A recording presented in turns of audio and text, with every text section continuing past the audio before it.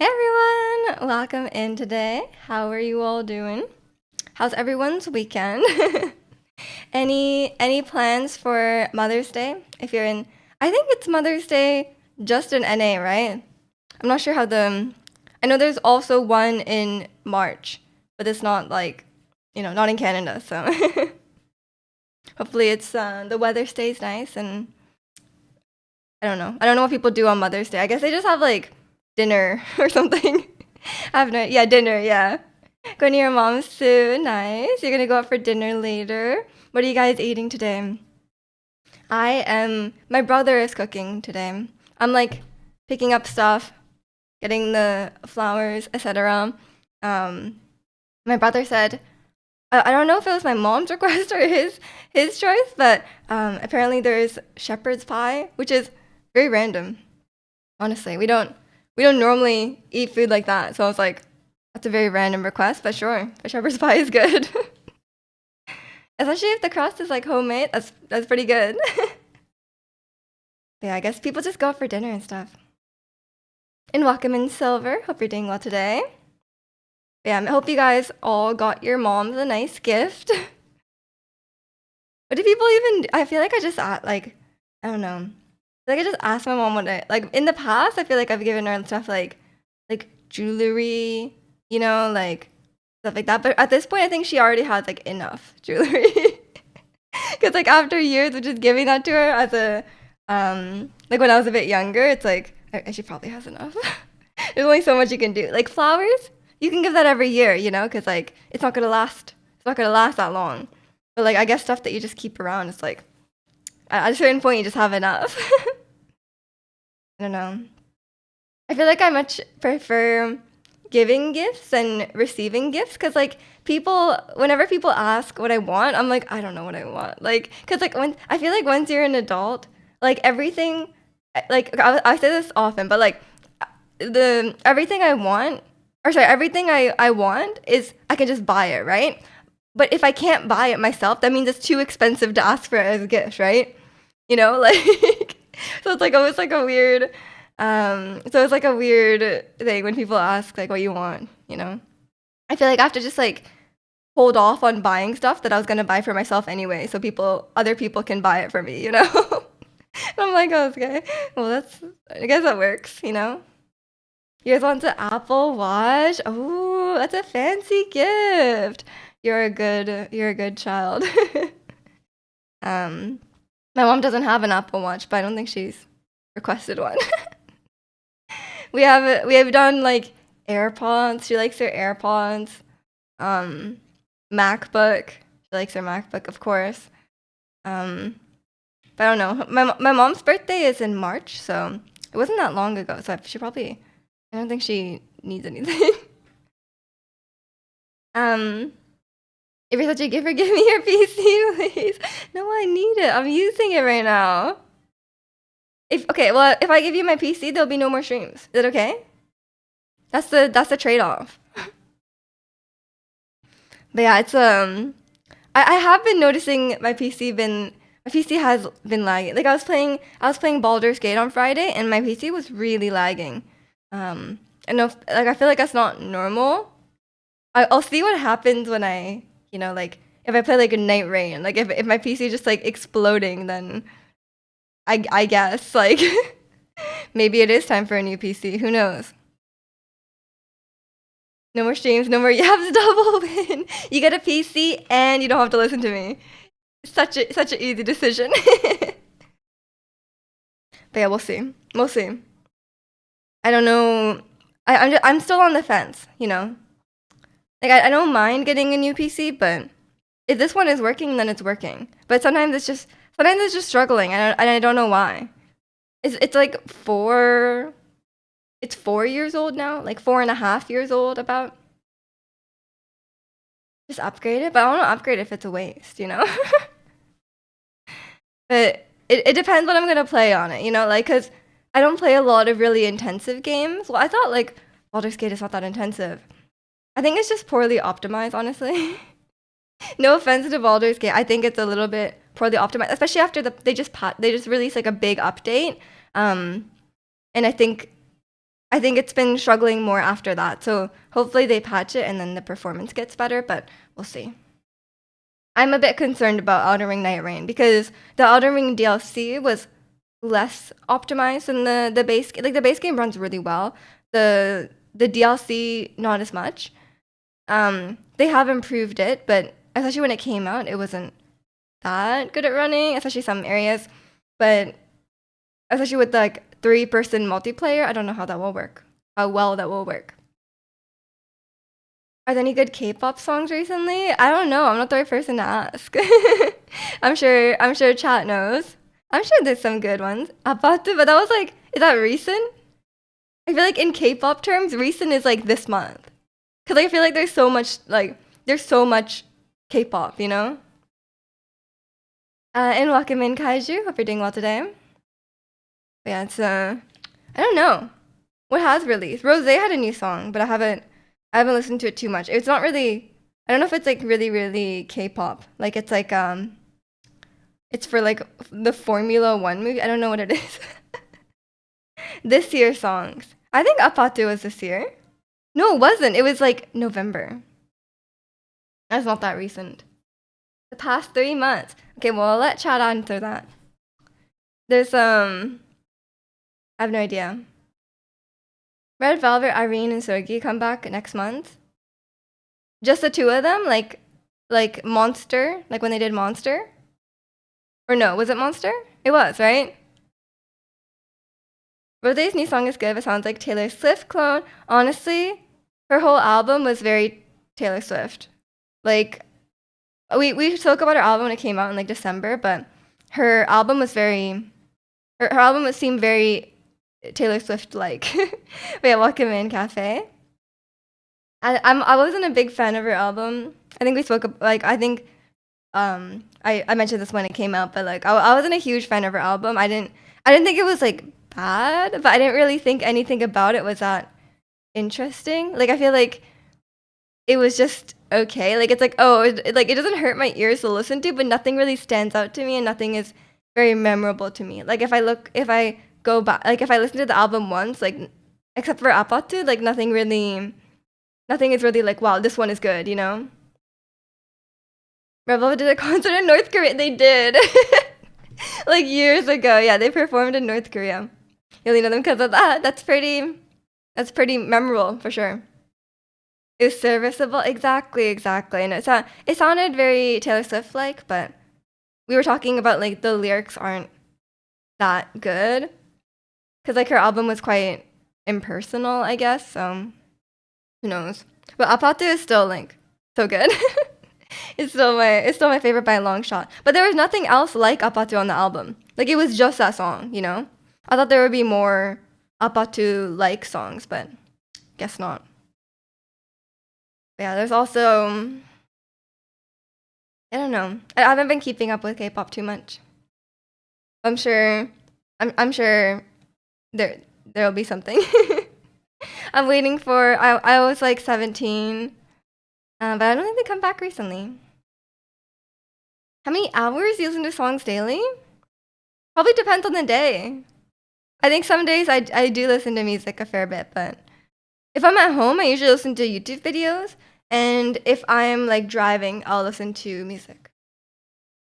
Like I said, depends how much I'm driving. I tend not to just listen to music like at home that much. Like unless a new song like just came out and I want to hear it, I don't really listen to music at home. Unless I'm like practicing or something. Like if I'm like learning a song or if I'm like singing, then I guess I'm listening. But other than that, not as much. You obsess over the same songs for months? What's your current obsession? I mean, I do that sometimes.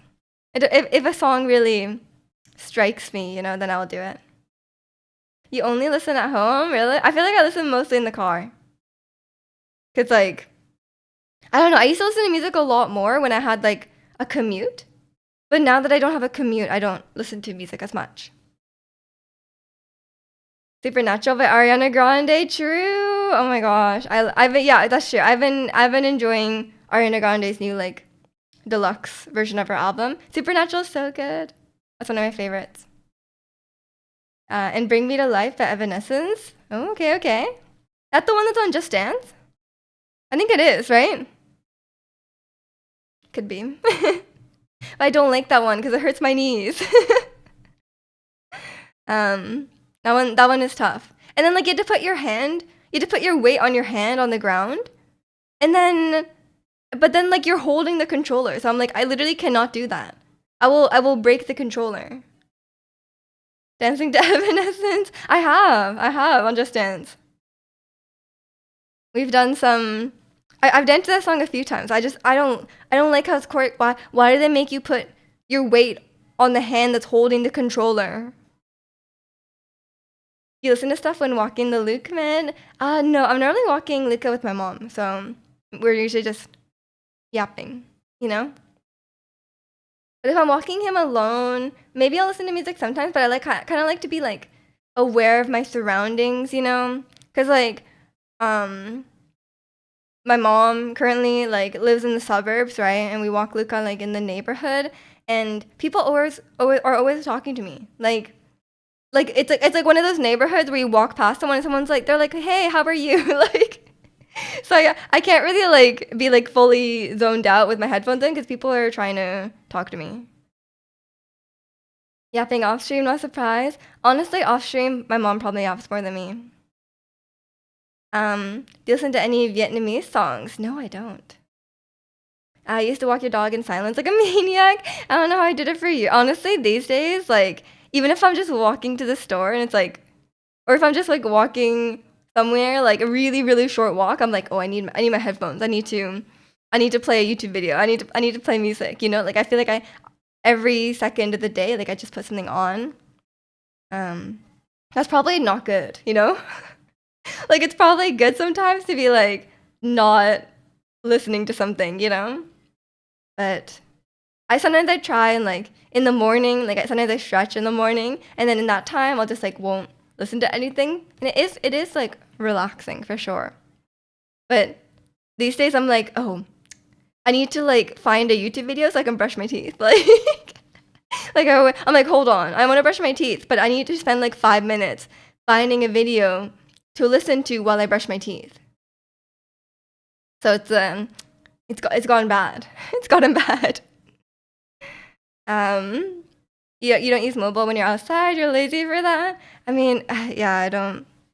I mean, it depends. It depends. Like if I'm walking, if I'm with someone else, I'll just leave it in my pocket usually. But um, if I'm like walking to the store by myself, yeah, I usually will be listening to something. But like I feel weird. I feel weird using headphones like in the store. Like if you go to the grocery store, like I feel weird using headphones because I feel like I need to like listen to what's going on. I don't know. I think I usually would just use like one headphone. Even if it's like self checkout, I'm like, oh, I feel like I need to listen. I don't know. Like, what if someone speaks to me? Like, I guess I could just not speak to them, but like, feels weird. I just feel like too checked out. And welcome in, Nintendo. How are you doing? Headphones are too big for us. Oh, I just have like the little ones. Those are. If I had the like big headphones, I feel like it would be different. Speaking of Red Velvet, you're seeing them tonight at SM Town. Whoa, that's exciting. Like live. You're seeing Wendy and Yeti won't be there. Oh no, that sucks. You don't get to hear Wendy live. Honestly, if I went to see Red Velvet, I would go for Wendy. Like I want to hear her sing. Um, you're doing okay. I'm doing pretty good. Earphones, yes. Or like earbuds. I feel like everyone just uses them like interchangeably, you know? I don't know which one's which. Like AirPods is what I mean. You're seeing them live. That's so exciting. I hope you have fun. I'm sure they will be great. The SM, all the SM artists are pretty good performers. Have I ever went to a K-pop concert? I have not. They don't come here very often. They don't come to Vancouver very much. If they come to Canada, they usually go to Toronto, because it's like closer to New York, I guess. I think that's the reasoning for it.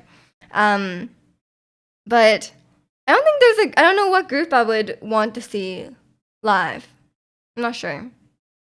Like, I feel like I'd want to go to like a Wendy concert. You know, if there was like a Wendy concert or like Kim Sejong concert, that would probably only be in Korea. But if I was in the area, if I was visiting Korea and they were performing, I would want to see that. His car isn't yours. I like Better Judgment. Better Judgment is my favorite from that album. Can't remember what that album is called. Is it called I Wish You Hell? I don't think so, right? I do like that one. But His Car Isn't Yours is all in English, which is nice. Wish You Heck. Oh yeah, sorry. Wish You Heck.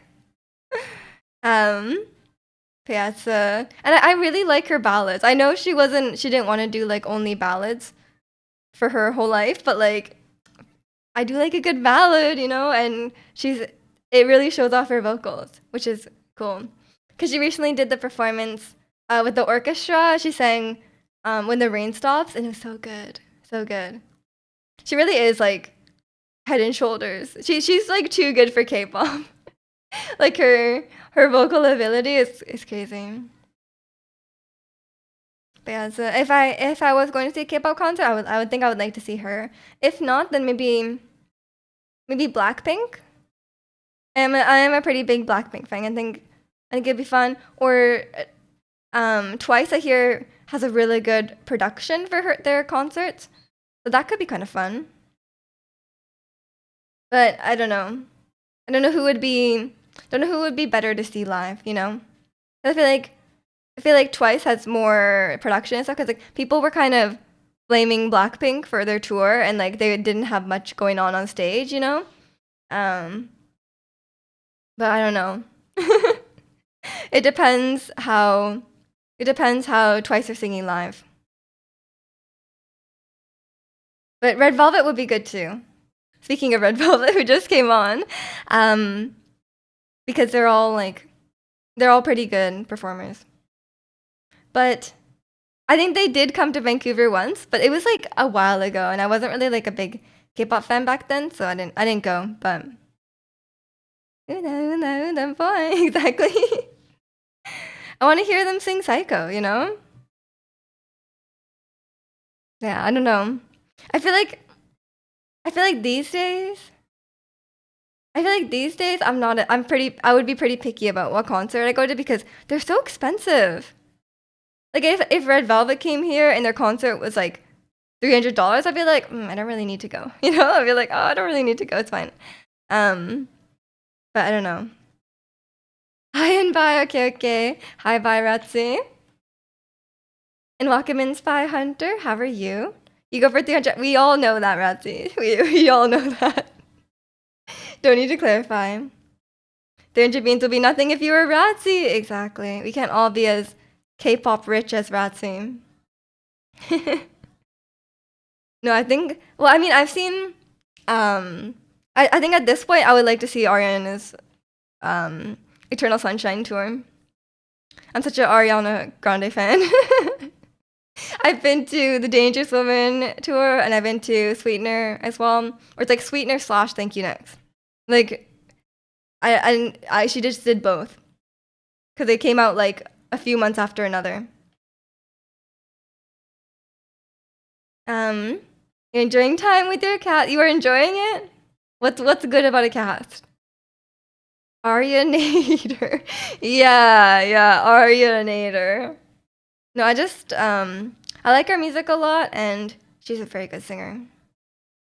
Like I've seen her live a couple times now, and she's a really, really good singer, which I enjoy. And I love Eternal Sunshine. Eternal Sunshine is my favorite album of hers. So if I didn't see Eternal Sunshine after seeing all her other albums, then can't miss out on that. You got to see Supernatural live, you know. That's a good one. Yeah, it's yeah, I don't know if I don't know when or if she's gonna tour. She's probably busy with like Wicked stuff, but we'll see. Don't know what the schedule is. If she even wants to tour, I don't know. Maybe she doesn't want to tour. You're enjoying the healing process from your surgery? Is it enjoyable? I've never heard anyone say healing process from a surgery is enjoyable. But if that's good, that's good if it is, you know? Enjoying the pain meds. Don't know. Yes, I've only ever had wisdom teeth surgery, so don't know. I did not enjoy the healing process. I absolutely did not enjoy that healing process, so can't say I've ever enjoyed something like that.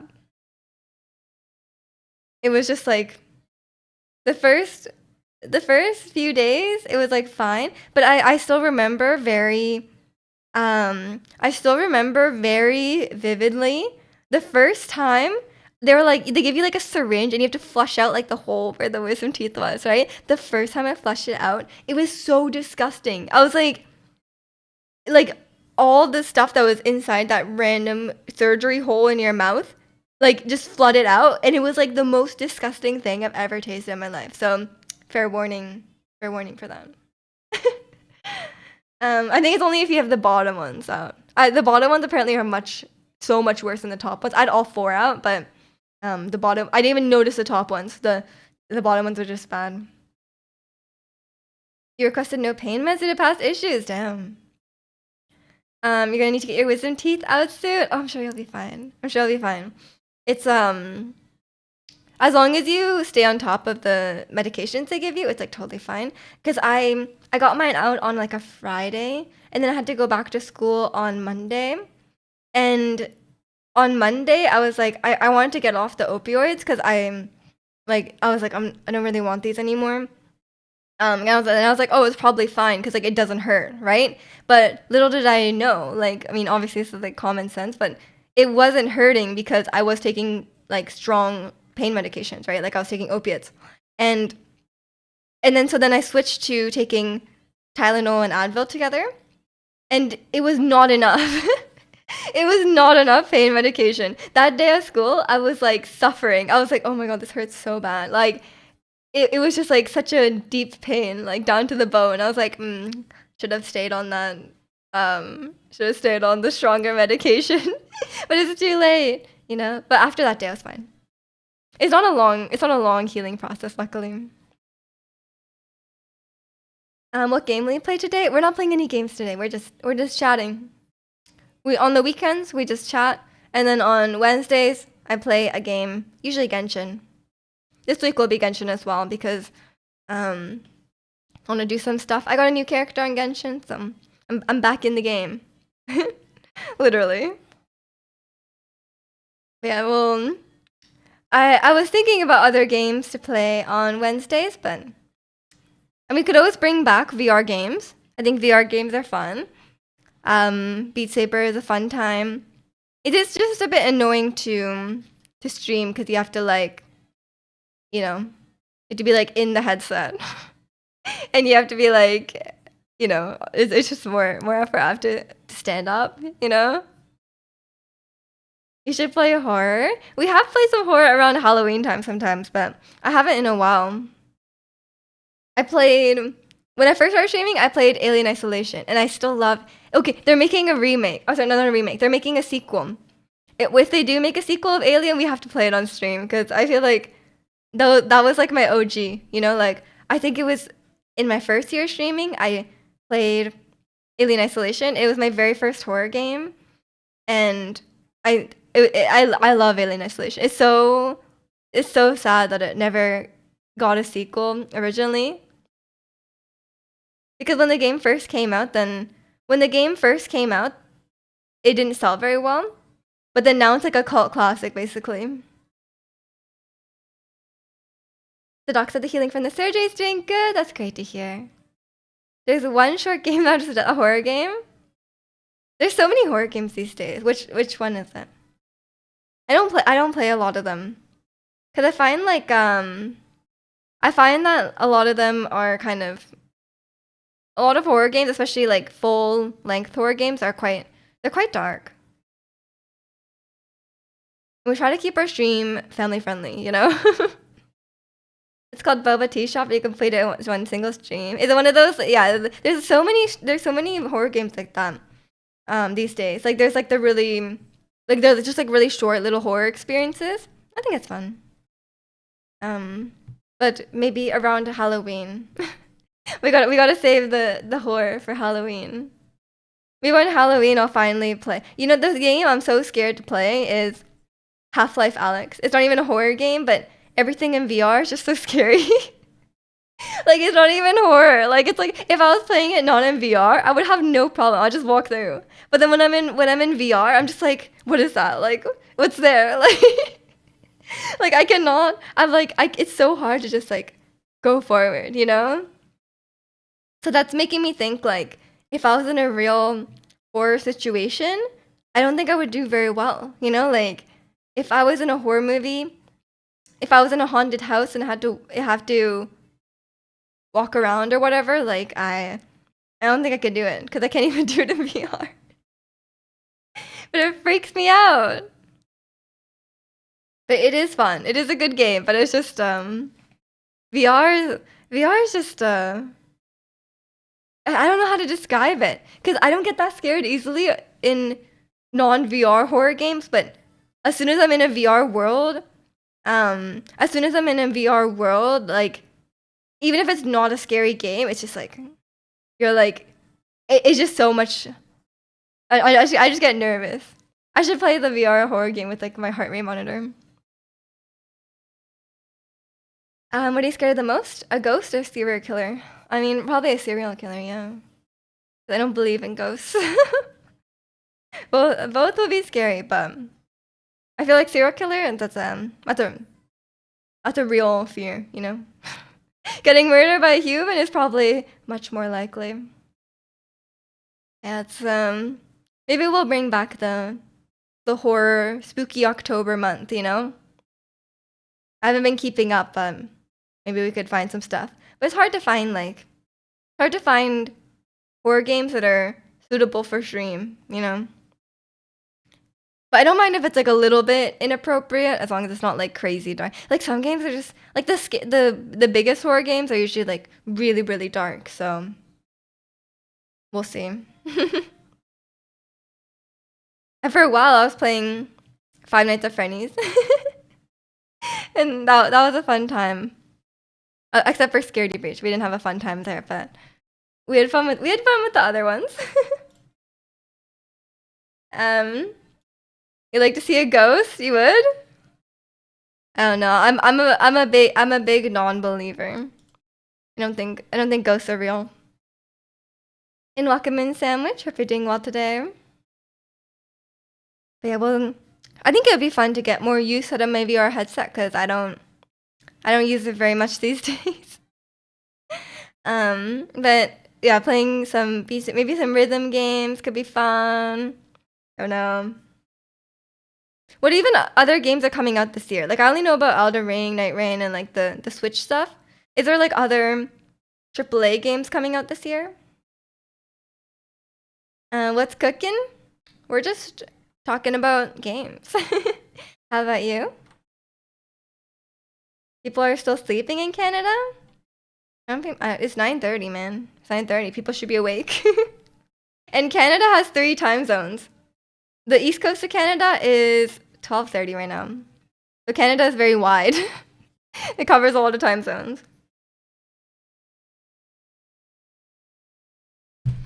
Yes, I was watching Yellow Jackets yesterday. Season 3 had come out like a couple months ago, and I was not aware of it. Did not know that was happening, but I have like a Crave subscription now, so because I was watching Last of Us and White Lotus, and I saw that Yellow Jackets was on there, so I finished season 3 yesterday, and I have to admit I was a bit like I'm not enjoying it that much. Like I feel like it's not as enjoyable in season 3. Like I was never like super super into the show, but I was, especially season 1 I found quite intriguing, so I kept watching it. But season 3 wasn't that good. I was like kind of at a certain point I kind of was like on my phone. I was like looking at the Reddit. I was reading through the Reddit discussion while watching the show because I was like a bit, I don't know, it just was it was it, I don't know how to like fully, I need to like process what I watched, but I just think it wasn't that good. So I think I recommend season 1, but maybe not the rest. Like I feel like the mysteries and stuff are very. I'm not a big mystery in person, you know. I'm not like. I feel like the mystery part is not that intriguing to me, and I feel like they also handled the mystery not very well. So I just I don't really like season 3. How's the Last of Us series? It's not done yet. Season 2 is still ongoing, but it's going all right. I have my issues with it, but it's not like awful. Okay, take care, Githam. Your Huta outfit looks crazy. How long did that take you to make? Oh, I didn't make it. I cannot take any credit for that. It was just something. It was just when I bought. I buy it from a site called Uobo Cosplay, and they make really high quality ones, especially for Genshin. So I buy all my cosplays from there. I'm not nearly talented enough to make that. And Wakaminch Kano, how are you? Did you sleep well? Yeah, so yeah, so I'm like, I don't think I'll wear cosplays here and there, but I don't really consider myself full on cosplayer, you know. Yeah, those I feel like cosplays you buy online can like very wildly in quality. Um, some of them are like there's some costume sites like the cosplays are like you compare the cosplay from one site to another, and this cosplay site makes so much better one. You've been up since 7 a.m. That's early. It's a Sunday, man. I mean, I was up from 7 a.m. as well, so can't really say anything about that. Yeah, I was looking at other cosplays I could do because I haven't done one since Halloween. I was Tifa on Halloween, and um, yeah, I haven't done anything since then. Maybe it'll be Halloween again, because cosplaying in the summer is tough. Yeah, with your Capitano of oh my gosh, I would love to see that when it's done. On your way to finish the mask. He has mad hair.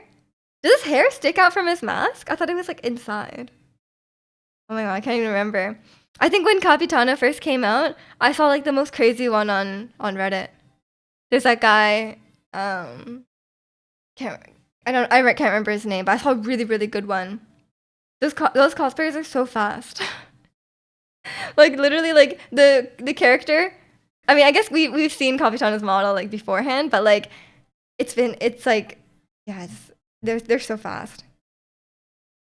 But Capitano's outfit. Okay, Capitano is one of my favorite like male character designs. So that's his outfit is so good. His outfit is so good. So a great choice for cosplay. But yeah, I could never make it myself. The most I've done is like I can probably like glue a few things together if I wanted, but can I sew at all? Can I sew like a button onto it, like a loose button back on? Probably not. Probably not. So won't take any credit for that. I'm definitely a pre-made cosplay buyer. I think the Huta one is my favorite though. If I do scarf thing, it's hard to make her find that. Yeah. He has such a like expensive looking outfit, you know? He has so much like it's very like royal looking, you know? And it's very like structured. I think ones with like jackets and stuff like that must be a lot of material and fairly heavy, you know? Yeah, it's I feel like one of these days I need to cosplay one of the male characters in Genshin because I've never done a male character. I've done Xiangling, Farina, and Hu Tao. I think that's the only Genshin characters I've done. And I feel like it would be fun to do like I don't know. I was thinking Wanderer for a while, but the Wanderer one was quite expensive because oh, I've done Barbara as well. Um the Wanderer one was quite expensive because like the hat. Like Wanderer's hat is crazy. So I didn't end up getting that one. But maybe I need to do like Kaya, because I am a Kaya main. Like maybe I just need to do Kaya. Would be kind of funny. Don't know if I could pull that off. Your phones are running Twitch all choppy. I think you need to upgrade their iOS. The Twitch app can be like such garbage sometimes. But yeah, take care. Have a good rest of your day. Enjoy Mother's Day. Yeah, I was looking at different cosplays and stuff like that, but I don't know what I don't know what I would do at this point. Because I don't play a lot of games on stream. It's mainly just Genshin. So unless there's like a pop culture thing that I would like to cosplay, then I'm not sure. And Ricky, welcome in. How are you? Just came in to say, now that Chicano's gone, you can come, right? Safely. But, and especially like recently with the Genshin characters, I haven't been enjoying their designs as much. Since like I didn't enjoy like the Natlan designs. It was pretty much Capitano. There are 4 layers of clothing. Do that in summer. You're saving it for winter. I know. Oh my gosh. Yes, cosplays are even like the lightest cosplays are so warm. There's so many like, especially when I was wearing like Farina, it was like it's too hot. That's why I'm like, you have to be. I feel like I have to be cautious what cosplay I would do if it was in the summer, because like from now until Halloween is pretty much summer, right? So yeah, the people who go to cosplay conventions in the summer in like their massive cosplays, like respect to them. Like they must be dying.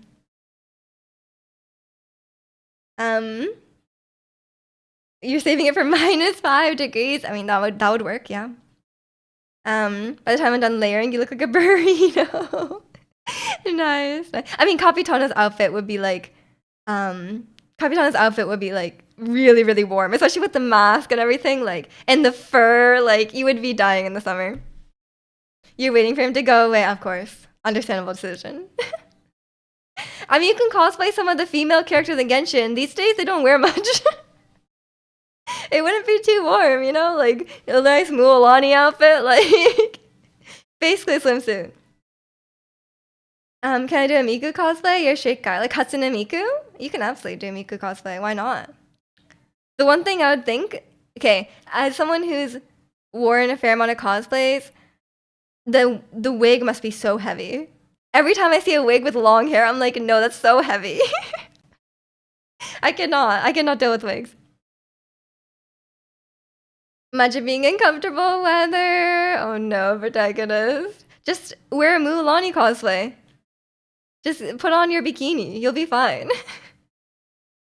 But yeah, hopefully it's not too warm for you. Do you have AC? Drawing something that has taken me forever because you're getting ambitious and want a nice result? You're less conformist than you thought. What are you drawing, or is it a surprise? Yeah, the one thing you realize when you're cosplaying is that, like, especially with like anime style outfits, you're like, this is the most impractical outfit. Like you're like looking at the outfit and you're like, what are these like random pieces? Like Genshin loves to do like, they love to like over design their characters and they look good. But then when you look closely at them, you're like, what is going on? There's like random little like accessories like everywhere and you're like, oh my god, I have to like safety pin so many things to myself. And then they always have like detached sleeves and I'm like, why are you making it so difficult? Like why do all the sleeves have to be detached, you know? So it's always stuff like that, but it's not until you actually have to put on the costume that you're like, huh, did they have this on it? Like, where did this come from? I'm almost like looking really close at the model and like, oh, there's a bow here, and there's a bow here, and there's a bow here. Like, what is this? No, but you're considering installing one in my room, but it's an investment. Yeah, they are quite expensive, but honestly, you probably won't regret it. Like. Once it reaches summer, you probably won't regret it. Want to change your Discord profile picture to something that wasn't linked, so now that you have a pencil, you want to do it yourself? Ooh, okay. Why can't you just do your cosplay photo? That's the perfect profile photo. You probably won't, but crap, yeah, I know. I mean, I bought an AC for my room back home. But I can't really install it here, so I left it and my brother's using it now. Um, because it's like my windows open, like my windows have like a tilt window, so like I can't do like the tube thing out the window because it needs to like properly seal it in, right? But I haven't bothered with that. I want to move to a place that has built-in AC, but it's not that common here in Vancouver. What, Ricky? It's a good suggestion. What do you mean? My profile photo is a cosplay photo. That could be you too.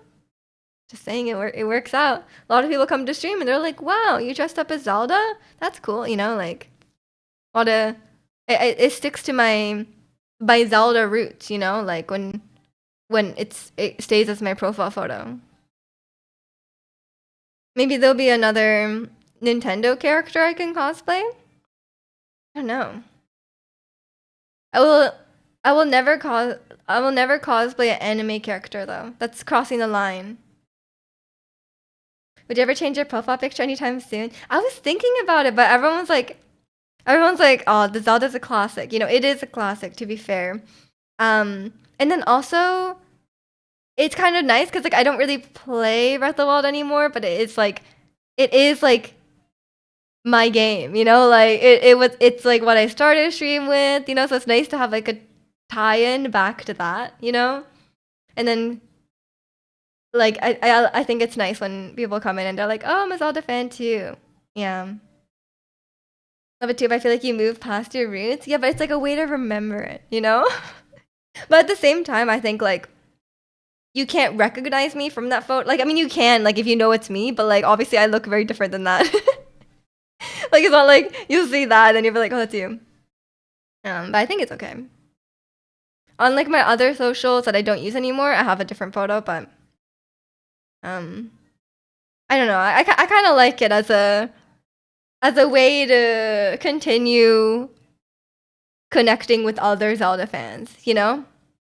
Because then people will come in and they're like, "Oh, I like Breath of the Wild too." Because I don't necessarily play Breath of the Wild to bring in Breath of the Wild fans, but people will see that and be like, "Oh, Zelda. We're all Zelda fans here," you know? So I think it's nice in that regard. Rip other socials, yeah. Who can be bothered at this point, you know? I gave up. But I did think about it for a while, but the Zelda photo, man. Also, I randomly posted that photo. Like that was when I first originally posted it on Twitter. It got like randomly like a lot of likes. Oh, it was just like a random photo too, and I was like, I post photos all the time. Like, what's up with this? But I guess people like Zelda. Maybe some character from Twilight Princess if you actually play it. But isn't that just like Zelda? Are you asking for like a Midna cosplay? A Mallow cosplay? One day, I'll dress as a Mallow baby. I feel like I could do it though.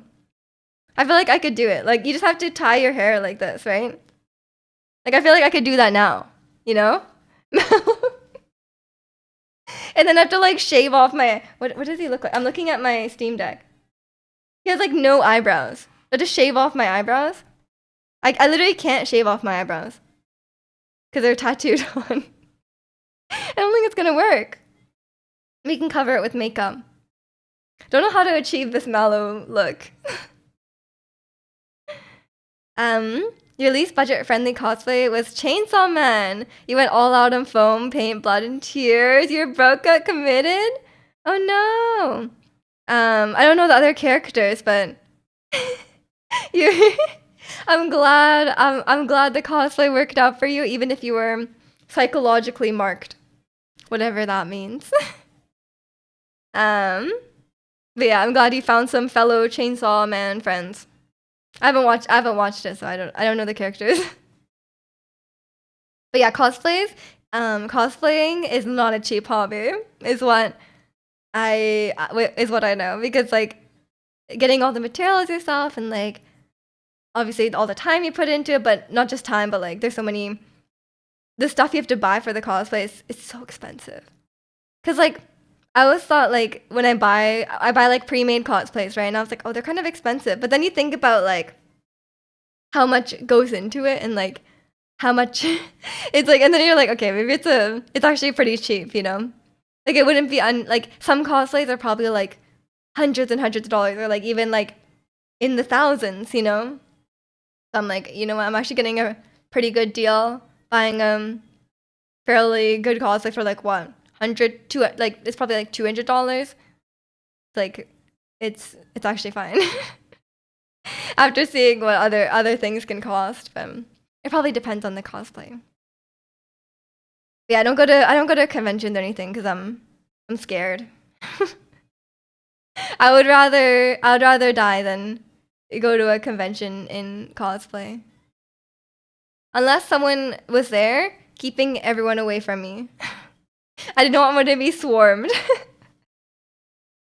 Not that I probably would be, but I just don't want people around, you know? Especially weebs. Would be too scary. But I was considering, like, I've been playing a lot of Baldur's Gate, but there's no Baldur's Gate character I would really want to cosplay. Because, like, you guys know I'm not a big fan of the fantasy aesthetic. Like, do I want to wear, like, armor clothes? No. Like out of all the Baldur's Gate characters, I think the only one I could reasonably cosplay is Shadowheart, right? But she's wearing, like, a full set of armor. Like, I don't want to do that. And I think her hair is weird. I think her hair is weird. And welcome in, Social. Hope you're doing well today. Yeah, I don't really want to cosplay a fantasy character. Unless it's like Genshin fantasy. Because like Genshin fantasy is like you would never see that kind of design in like I don't know, like Baldur's Gate, right? It's not quite the same. I think the most expensive experience with the guys behind the dance putting lacquer or whatever on the wig while I was wearing it around for an hour.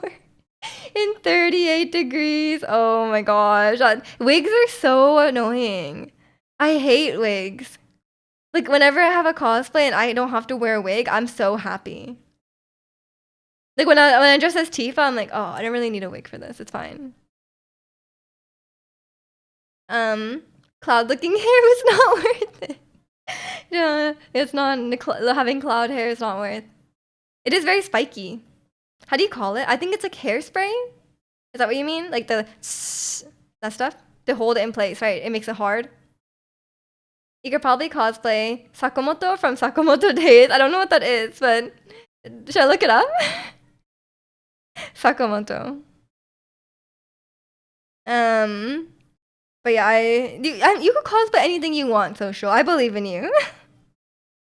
Sakamoto Days. Oh my gosh. That'd be good. What do you mean? Is that the guy with the white hair?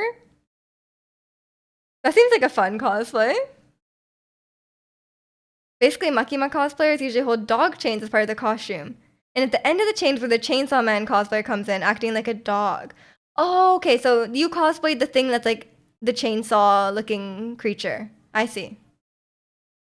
Without the chainsaw dynamic, the whole thing feels incomplete. Why you? Yeah, they should have had their own chainsaw dog person come in.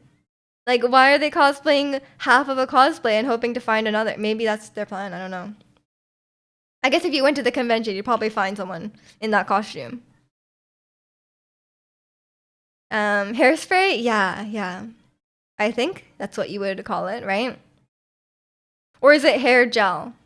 It could be either one. They don't even credit you. That's rude. That's rude. They should. Because they were using you as a prop for their cosplay. Dad bod cosplay, let's go. There's a lot of options, man. And I feel like you shouldn't be restricted by body type, you know? I feel like cosplayers should do whatever the hell they want. I saw that really buff guy in a Venti cosplay. No, was it Paimon? I don't even know. It was like, and everyone loved it. Everyone loved it. It was very unfitting, but it was great. Yeah, I feel like people should just cosplay whatever they want, you know? And then like I feel like there's a lot of like weirdness around like like people like especially like I really feel for people who like you know, don't fit like it depends what kind of cosplays you do, but like a lot of times there's not a lot of options for like people of color, right? So then like yeah, it's just and then sometimes like there's a weird section of cosplayers who are like weird about it. Buff guys cosplaying as small kids is my favorite meme cosplay. Yeah, that one was good. There's like basically like child characters or like kind of like twink characters in Genshin, and there's a lot of sometimes guys will just cosplay them. It's quite funny. um You trying to build yourself a Toji cosplay? I'm sorry, I don't watch anime, so I'm not sure who that is. But I'm sure it will be great. One guy did the Evangelion character meme. See, I don't know these things. I'm sorry. I'm sorry. You guys know I try to stay as far away from anime as possible. Not anime as a whole, having a melanin deficiency. Exactly. That's the whole thing, right? Like, if you don't have like a light skin tone, like your options for cosplaying characters, if you want them to match your skin tone, are so limited, right? And they're like, oh, why didn't you cosplay the one black character? Like, come on. Like, I mean, obviously the issue runs deeper than you know, the issue runs deeper than people criticizing others for, you know, cosplaying a different race or whatever, but obviously the issue is with the media itself. It's not very diverse, right? Hence the whole Genshin thing, where they have regions based on Africa, the Middle East, all that stuff, South America, and everyone's very, very light-skinned. You've probably seen it. I don't know, Ricky. I can't think of it sitting on the chair meme. I'm out of the loop on anime and also memes, so I might have not seen it. That's the Venn diagram of stuff that I don't look at. I have no idea. But yeah, it's I don't think people should be restricted on what characters they cosplay. Obviously, barring stuff like don't do like obviously like don't do like blackface, you know, or like do anything like that. Like you can wear the outfits, but don't do racist stuff. What if a brown people land without brown people? Genshin an American war policy in a nutshell. Oh God, you're not wrong. But yeah, again, Genshin has its own thing, you know, like I feel like people should just like cosplay regardless of skin tone, you know, like because it's not like you have a lot of options if you have dark skin. Jack has to recommend you Attack on Titan. Yeah, you know, of course he has. Of course he has. I'll watch it eventually. We just haven't gotten around to it. I usually cosplay something that covers your whole body. Yeah, fair enough. Fair enough. Luckily I don't have too much problem with like Genshin characters and stuff like that. I feel like I can cosplay most of them. The one thing I don't like is like light colored wigs. Not a huge fan of like blonde wigs and stuff like that. They tend to be quite yellow looking. And I feel like not a huge fan of that. I feel like whenever I wear like a light color wig, I just feel weird. But it's not really like that's like a game thing, you know? Like it's just like you returned. Welcome back, Maestro. Attack on Titan will make you cry. Don't. Will it make me cry? Actually, I cry really easily at shows, so honestly, like every show will make me cry. Are you updated on Genshin lore? Yes, I have. I played the recent Archon class last week. Oh, it's so good. It's so good. Albedo's one of my favorite characters, so I was happy. Except he's not voiced, which is unhappy. But I will actually cry. Speaking of crying, I will cry if Koidao gets recasted. Like, Koidao is my favorite voice actor in Genshin. If he gets recasted, I'll be so sad. And what if Kaya gets recasted? What the heck? Me and the VA are besties. He spoke to me. Compare this to K-drama. I mean, K-dramas are sad too, man. I'm almost crying at K-dramas. Yeah, it's I don't know. I do enjoy my Genshin cosplays. But we'll see what I do next, because I haven't been enjoying the recent Genshin character designs, and some of them are like I'm like, some of them I'm like, I'm not wearing that, like like Escavier. We don't have to talk about it, but I mean, I spoke about it many times. She's wearing an apron. She's just wearing like underwear under her apron. She's wearing an apron with no bag, and the apron. Okay, weirdly enough, what I found out is that her apron, there's like a strap, right, to the apron, like a frilly strap, but it's not connected to the chest part. So the strap goes like this, and it connects to like here. But then there's like a flap of fabric is like here, but there's like 1 inch of side boob on the side. So it's not even connected. So I'm like, if you were wearing this as a cosplay, you're gonna have to tape that part of the apron on and pray to God it doesn't fall off. Nothing is connecting it, which is such a weird design. Like, there's a strap already on her shoulder, but the chest part is not connected to the strap.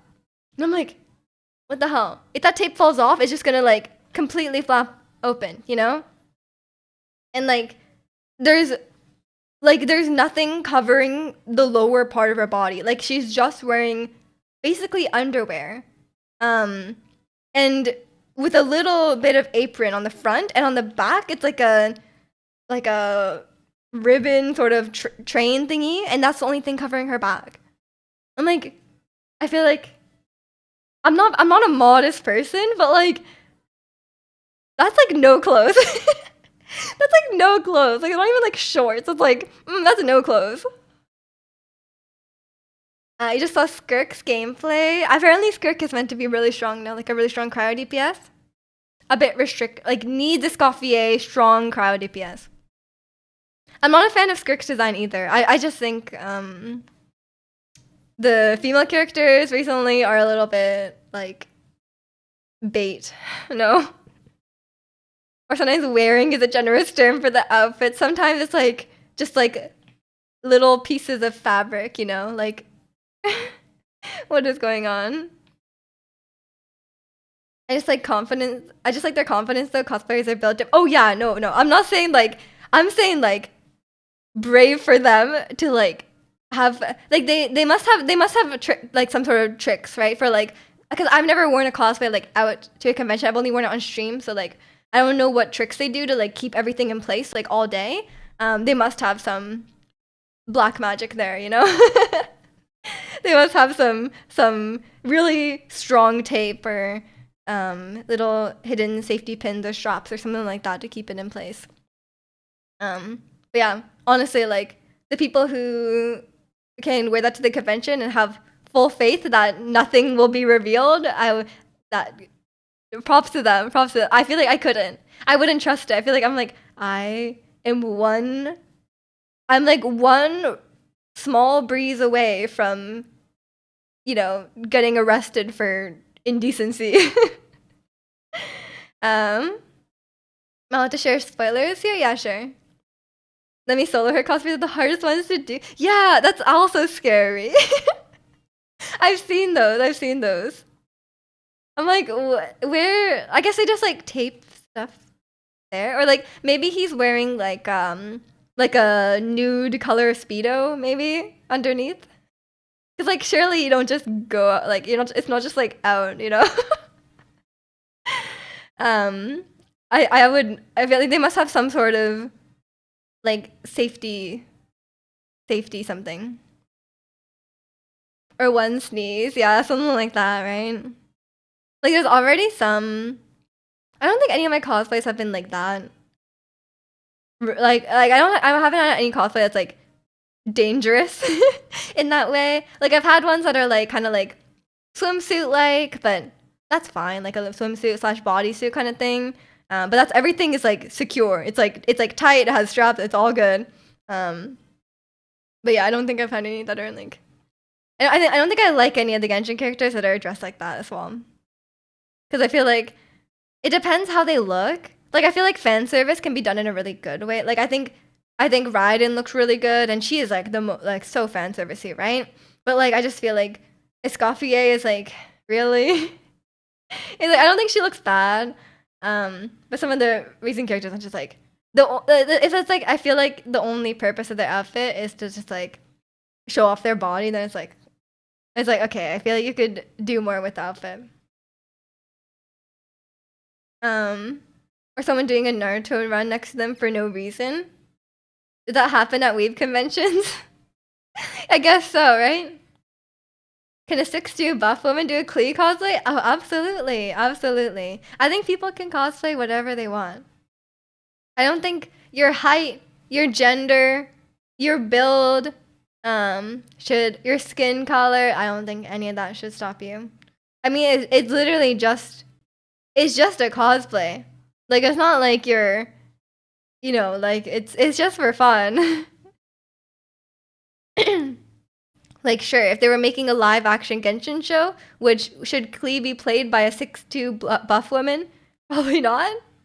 But if you're cosplaying, it's all for fun. It's all for fun. Do what you want. Do what makes you happy. You know. That's why I want. That's why I want to cosplay a boy character. I don't know which one yet.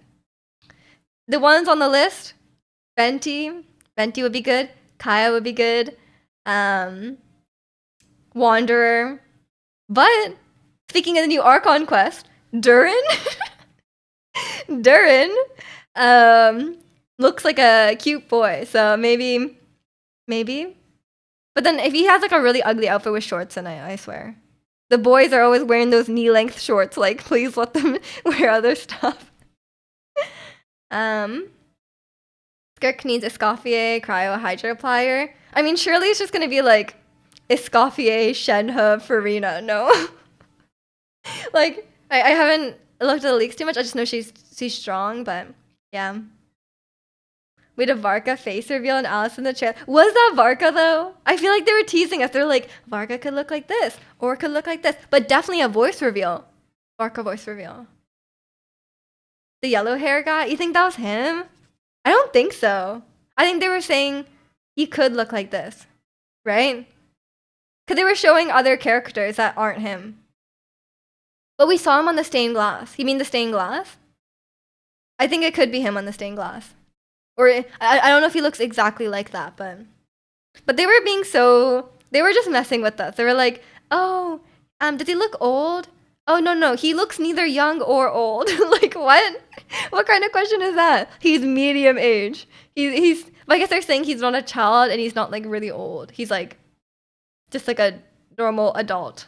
Like I guess it's fine. Venti on the center, right Alice and left Varka. Oh yeah, you mean on the glass? Yeah. But it's not like we know exactly what he looks like because it's like a representation of him. But we'll see. I'm excited for Varka. I swear, if Varka is not playable, Genshin has been doing a thing. They had a really popular male character, Capitano, in Natlan, and he is not playable. And everyone was very upset by this. And we haven't had a male 5-star character in over a year. It's been a while. They are very heavily focusing on a specific demographic, which is upsetting as someone not in the demographic. He left for milk while Traveler was beating a dragon. Yeah, he one day. That we've had so many like, oh, Varka's out there, but we heard him. We got to hear him. And then Alice shows up and she's like, oh, but I'm in my Dodoko form. I'm like, really, Alice? Really, Alice? You gotta be in your Dodoko form? Fine. Yeah, they're teasing these characters, but hopefully with Nod Cry and everything, we'll get a lot of reveals, a lot of stuff. Did Razor ever got a skin? No, not yet. A lot of times 4-star characters do get skins, so we'll see. Do you not like his outfit? Hey, you could do a good Razor cosplay, Ricky. You're a bit tall, but you can do it. In the next patch, we'll be able to play Dainsliff? We'll be able to play Dainsliff? No way. Hey, I'll believe that when I see it. I'll believe that when I see it. There's no way. I can't mention a guy. Every time you mention a guy, Ricky, I will say you should cosplay it. Or even like even a girl. Even a girl. You'll be like, oh, I love Tinkerbell. And I'm like, Ricky, it's time. The Tinkerbell cosplay. Or you know, there's a lot of, you said you like Tinkerbell. It's a bluish flame. Okay, I will believe it when I see it. Not to doubt you, Sandwich. Not to doubt you, but playable Dainsliff sounds crazy. Forgive me for having doubt. You can actually pull that off. I believe. Well, okay, we can do like Tinkerbell and the snow fairy. You know? Or like just no, yeah, actually, if I was gonna cosplay, there's one of the girls in the Tinkerbell squad I think I would do. Can't remember her name. Tinkerbell friends. I don't know their names. It's been a while. Yeah, the one with the dark hair. I feel like I could be her. That could be me. The blue one. Take it as a grain of salt. Okay, I will. But I'll be waiting patiently next patch. I feel like there's no way. Silver Mist. Okay, you know. Yeah, that one. I'll be Silver Mist. We can make a whole squad. You like Razor's outfit, but always wanted a skin for him. I mean, we've only had a few 4-star skins. Like, we've only had Xiangling, Xingqiu, which is a weird outfit. Like, he looks like a Temu Farina. And Kaya, Lisa. Okay, I guess we've had quite a few. But, like, Razor never shows up. So, I'm not to, like, ruin your hopes and dreams, but I feel like it's unlikely. Especially with the amount of 4-stars we have, and like Razor does not get a lot of screen time. I don't know. You control water and I build stuff. That's good. What do you mean? Nothing wrong with that. D-Luke was greatly loved in the older version. He's still loved, man. He's great. He got a 5-star skin. He's living his life, you know? Yeah, I'm a Kaya main forever. I love Kaya. I love Albedo. Love these guys, you know? I'm more of a Kaya fan than a D-Luke fan, you know? But I do have my D-Luke, but I haven't built him. And welcome in, Con. Hope you're doing well today. Are you a meta or non-meta person? I mean, considering I just said my favorite characters are Kaya and Albedo, I think you can guess. I think you can guess which one I am. The only, yeah, I'm a Kaya main. I have my Kaya melt team, which is actually quite strong. Not gonna lie, it's quite strong. Kaya has Haran. And I pulled Peak Patrol song for Albedo. So that's what I'm up to. So that would answer your question. But yeah, I was considering pulling Miss Splitter because the Chronicle Wish is coming up, but I don't think it's worth. It's not much stronger. And the drip on Haran is just too good. You're Layla main? Oh, that's awesome. Layla's great. How do you build her? Like is she like a DPS? I love trying like fun teams. Like I think that's what I like about Genshin a lot. Like trying out fun, unique teams. There's a lot of options for sure. Cause like now Kaya, I have a physical Kaya, and I have Melt Kaya with C6 Benny, and I have Escoffier now for a Freeze Kaya, which is like Kaya, Farina, Shenhe, and Escoffier. So it's pretty crazy these days. I'm really happy I'm really happy I got Shenhe. Shenhe was a big help for Kaya, so And speaking of skins, I did not like Shenhe's original outfit because it was just like, it literally was just like a skin tight bodysuit and like not much else. I was like, it's such a boring outfit. Come on, Shenhe. And then she got like a really, really pretty skin. So I'm happy about that. I have no idea what you guys are talking about. I'm talking about Genshin. Talking about my favorite Genshin characters. Yeah, but what are you up to today, Con? What have you been playing or watching or whatever? Yeah, but I've been back on Genshin, that's why. Because I left Genshin for a while, and then I came back and I'm into it again. I feel like it will never leave me. I've been playing consistently for a while now, and I got like really in the weeds on Genshin recently. I was like in the optimizer, and then I found this thing that was like a Genshin rotation simulator, and like you like put in all the you like import all their builds, and then you like put in the rotation, like you put in like okay, Farina skill, Farina burst, and then this, and then it like shows you, it like simulates 1,000 times the rotation, and it tells you like the DPS. And it tells you like which characters were doing what DPS and like when, and there's like graphs over time. I was like, oh my god, like am I really doing this for a game? I am in too deep, you know? I'm a spreadsheet gamer. I think I've reached the point. I'm a spreadsheet gamer. But I do like it. I like the Genshin combat a lot.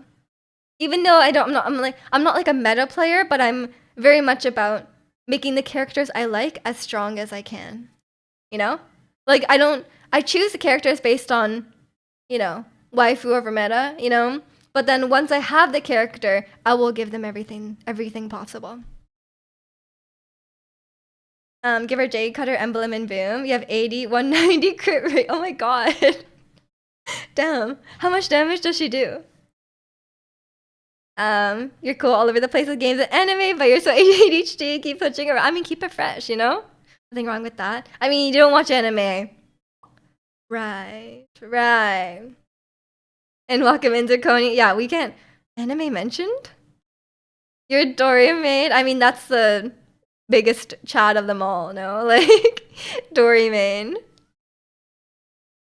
Just 50k on alt and a little hope from Genshin Gods the crit hits. Have you considered, is this Scoffier a buff for her? Is that on a melt?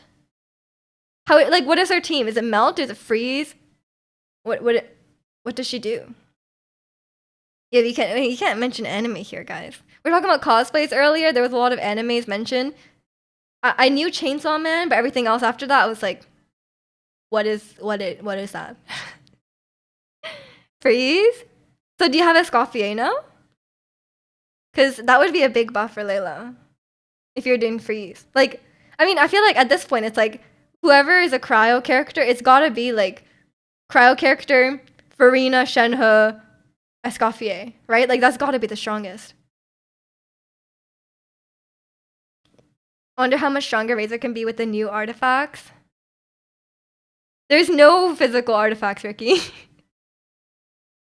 I'm sorry, Ricky. There's no, they haven't done anything for physical. I think maybe he could be like a Dendro character. Like he could be like a Hyper Bloom. Like, but maybe Razor Hyper Bloom would be the strongest thing you could do for him. But okay, Freeze recently just got a buff, so maybe it's time for a similar buff for physical. Escoffier, Shenhe, Layla, Yelan, Farina. That's 5. Oh, so you're... I see. Do you need Yelan, though? I feel like Escoffier and Shenhe would boost Layla's damage more than Yelan. Razor with Red Horn would be better for that? For what? For Hyper Bloom or something? I have no idea. Yeah, Genshin, like you can make like any character work, which is really fun in Genshin.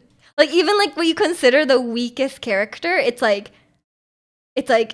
can like you can make them work somehow. There's always some like mad lad on Reddit that's like, I did a solo clear with this guy, you know, and you're like, what? How did you do that? Like, I can't even do it with like good characters, you know? Like I have pretty strong characters and I can't do it. So I'm like I'm just bad. Like it's just a skill issue. I can't blame the characters. You don't have your Scofier, but oh right. I mean, yeah, she just came out. Luckily I had some like golden troop sets lying around and then I just leveled them up and suddenly they were actually really good. So I got really lucky on that. Are you free to play? I am now.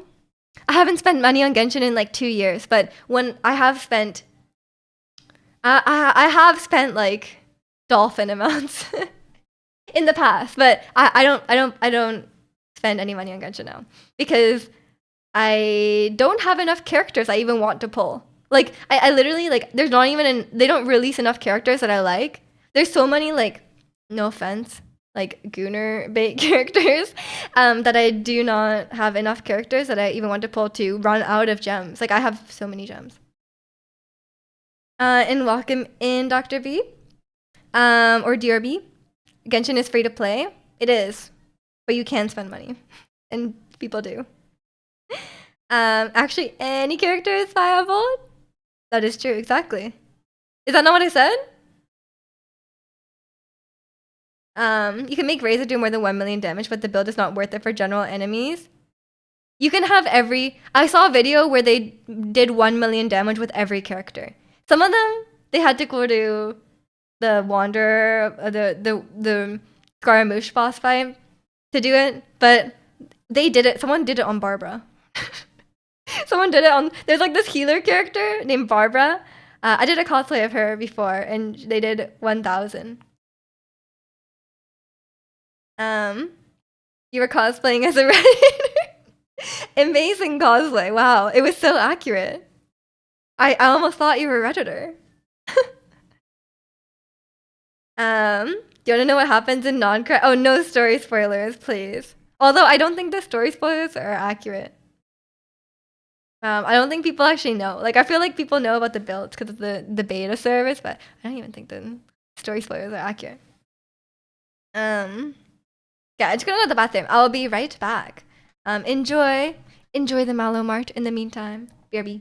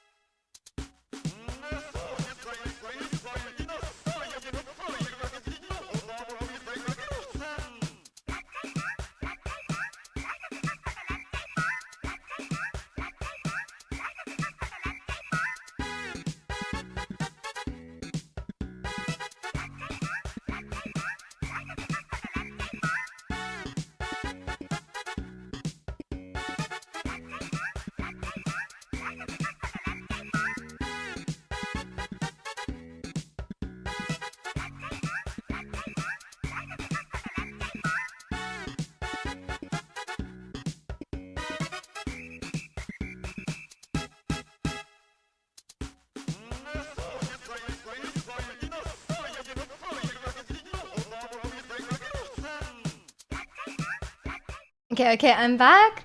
Michi can recognize Redditors because she hangs on Reddit all day. That's true.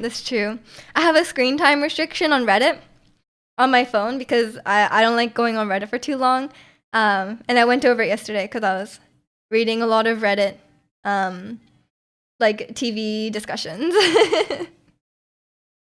You get to Tori and Columbina. I'll believe it when I see it, man. I don't trust these leaks. I'm glad you guys were enjoying the Malomart in the meantime. But yeah, we'll get some more Genshin on Wednesday, and we could see what's going on with that. I think I'll just do my keep trying and banging my head against the wall with the Abyss or something, or Imaginary or something like that. I've learned that even though people think that the Genshin combat does not require skill, you can in fact have skill issue. It is there's definitely a skill issue component there. I have to go back to making the stupid code work. Good luck with the seg faults. Have fun with that. You will never have fun with that, so good luck.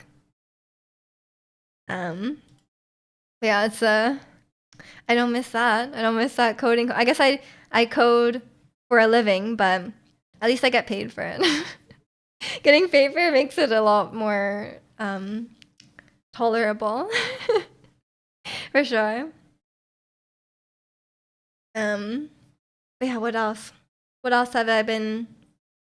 Yeah, I don't think I've really been playing much. I'll have to let you guys know if my brother played The Last of Us or something, and I'll tell him about Bloodborne, but I don't think he'll be interested.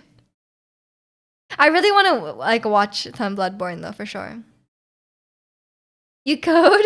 No way, Angel. Is that your message to me? Because I don't think I can play Bloodborne myself. I don't think I'll get through it, but we'll see. We'll see. I'm curious to go back to Dark Souls though, because I played Dark Souls for the first time on stream, and it took me almost 3 hours to be Udex Gundyr, and I think if I went back now, I could do it faster. So it'd be nice to go back and see how I improved, you know? Cause like, man, it was a rough time for me the first time. But now that I've played all of Elden Ring, not all of the DLC, but all of Elden Ring, maybe I could do it in less than 3 hours. 3 hours on a boss. You just quit the series? No, I was determined. I did it. I almost cried when I beat it though. Like after 3 hours, I was just like, damn, I did it. Like I was like tearing up. I was like, oh my gosh, I did it. Like it was very cathartic to beat it. But I think the longest I've spent on a boss is probably Sewer Moog, I think. I spent quite a long time on Sewer Moog, and it was probably like a good 3-4 hours as well. Because he doesn't bleed, so it's having a tough time. But I still like that fight. Are you gonna try it by yourself or stream it? I don't know. I think I'll play. Maybe I'll play Night Rain on stream, but I haven't decided that yet. And welcome in is it M4 or Chazer? Which plushie? I have a lot of plushies. I'm guessing you mean this one. Usually when people come in, it's usually the really really big one that they're talking about. He's a beautiful part of my stream background. If I ever move, then I need to make sure that this background. I need to buy a shelf because this one's like built in. I had it easy when I moved here. I didn't have to get a shelf for my background. But now, I could have it. This one. Okay, the one closest to the camera. Yeah, this is Leon. This is Leon from Pokemon. Pokemon Sword and Shield. My guy. Gonna tell him it's me for real. I know everyone relates to this guy. That's why it's nice having him here. Everyone's like, oh, that's me. I'm represented in the stream. He's having a good. What were you gonna say, Angel? And behind you, I have three Gudetamas. I have this one, and I have, oh no, the four. There's one here as well. This is a Gudetama. My aunt crocheted it, and she also crocheted this cinema roll. It's so cute. Yeah. So I have four Gudetamas, I think. Yeah, there's only four. I have as you can tell, I'm a big fan of Gudetama. But these days, I'm such a cinema roll fan. My cinema roll phone case, like, oh, I think cinema roll is so cute. Yes, I need to keep my stream background intact when I move. Well, I'll have to get one of those shelves. Don't know what shelf, but I need to figure one out. And then maybe I can have some wall decorations finally. Because when I moved here, I moved here in 2022, and I was like, oh, I'll put up my wall decorations later, and then I never did. And now it's been like 2 years, so I'm kind of like, like, do I really? I don't think I need them. Like, it's like at this point, I'm like, well, I don't really need them. I'll just put them up in my next apartment. Cinema roll son or Kuromi daughter? What? What are you saying? But yeah, I don't. Cinema roll son. Is this a family tree? Is it cinema roll? I think his girlfriend is that one that looks like him, but she's like brown. Are they related? Cinema roll and Kuromi? I don't think so. I don't think there's any relation there. Kuromi's from Hello Kitty. I think so. Yeah, but cinema roll is not. Cinema roll, apparently, the lore is apparently cinema roll lived on a cloud, but then he fell down. And then he was found by this person who owns a cafe. And then they named him Cinema Roll. And then now he just lives on the ground. Because he fell out of the sky. That's the lore, apparently. Where'd you buy the little plushie? It was from the Pokemon Center. Because it's a Pokemon plushie. And he's been on my mic ever since. But they didn't have Zacian plushies, which I was so sad about. One day I'll get a maybe they'll make more Zacian plushies. Even though he's not the current legendary, but like, come on, I want a Zacian plushie. Or any of my other favorites, because I don't really have that many Pokemon plushies. I only have I have this Mischievous with the Ditto face. Okay, chill out, Chowser. Last warning. I deleted the last one for a reason. And I have my Morpeko plushie because I did a Marnie cosplay at some point. And she has Morpeko, of course. So I had a Morpeko plushie, but they didn't have the normal Morpeko. They didn't have the normal Morpeko. They just had like the angry or I think it's called Hangry Morpeko, something like that.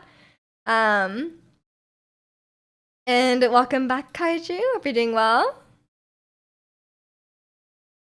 But yeah, it's there's a he's literally called Hangry. I don't know why. But it's like he like changes each time, right? Like he has like a form switch basically. But yeah, that's a fun one as well. But obviously there's so many Pokemon these days that like even if you go to the Pokemon Center, they don't have every Pokemon available, right? As a plushie. So you don't have to or you can't really you can't guarantee that yours will, unless your favorite Pokemon is like Pikachu or like Charizard or something like that. Like you can't guarantee that your favorite Pokemon will be there. The dragon plushie. Oh, this one. I got this one from Wales. It's the Wales dragon, like the one on their flag. Apparently, it doesn't have a name. I asked. I was like, does it have a name? They're like, no, it's just called Red Dragon. So that's our little dragon, Red Dragon. Official name. Yeah, it's there's a lot of plushies back there. They're all most of them are like gifts or specifically, this one is not a gift, it's specifically bought. But you know, I love Leon, so you gotta have it. But yeah, or some of them are from cosplays. Sometimes there's a accompaniment to my cosplay. It's a little plushie. You gotta have that, you know? Yeah, we'll see. Maybe there'll be some cool, maybe there'll be some cool upcoming Genshin character, and then I can cosplay that one. But hopefully it's not in the summer and it's not too hot. They didn't go for the K-pop group lore, just straight up dragon. Yeah, I don't know. They should make up some lore after the fact for sure. They're like, oh, the I think there's lore about the dragon and like how it came to be, but it doesn't have a name. No one bothered to name the dragon. And honestly, even if it did have a name, I don't think I'd be able to pronounce it. It would be like a Welsh name. And I would just butcher it. So maybe it's fine that it doesn't have a name. Yeah, it's I got a lot of plushies. I feel like it's kind of annoying to have all the plushies out in the open because they get like so dusty. At a certain point, I have to go through and vacuum and then just like smack them. Like I just smack them against the floor to like get all the dust out. So I'm very sorry to all my plushies that I have abused. But like you just gotta get the dust out. I don't know. How else are you meant to do it, you know? But yeah, it's I feel kind of bad when I do it. But it has to be done because it's otherwise it'd be so dusty. It's a little yellow one below the plant, also a Gudetama? Yes, of course. It's a Gudetama in a Hawaiian outfit. Like it has like a lei and the grass skirt. So there's some interesting Gudetamas. No, it's very much alive, Angel. Look how green it is. It's alive. It's living, you know? You have 3? No, I have 4. There's 2 Gudetamas under the plant. This one that I'm pointing at is also a Gudetama. Look how it's hanging on. It's literally so green. It's thriving. Like, there's no dead plant anywhere to be seen. I took off all the dead leaves. And now it's like a phoenix. It keeps dying, but then the new leaves grow, and then I take off all the dead leaves, and then it's living again. You know, it does great. Loller, yes, Ricky, loller. I do like that actually. But yeah, if I have any more plushies, I don't know where I'll put them. I think at this point I should not have too many. Do you like pets? Yeah, I have a dog. I have a dog named Luca. He's very cute. I will see him today. Go to my mom's house today. And he's very cute.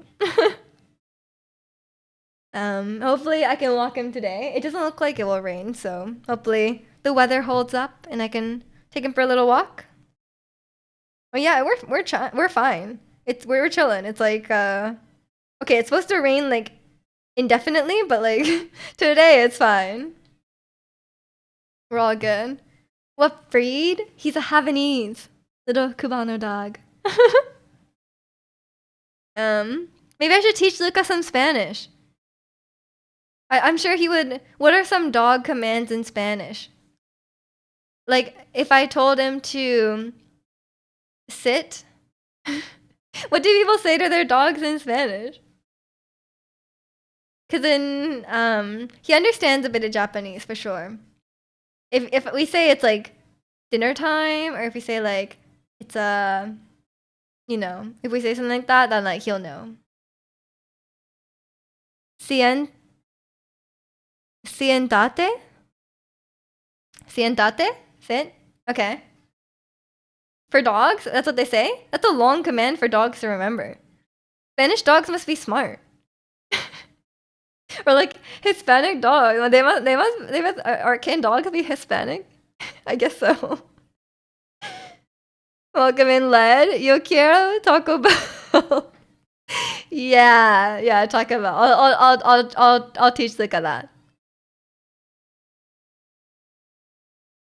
Okay, I'll try and make him sit using siéntate. But I don't think it will work because like these days, he's blind. So like we before we would say like sit and like hold up our hand like this, and he would sit.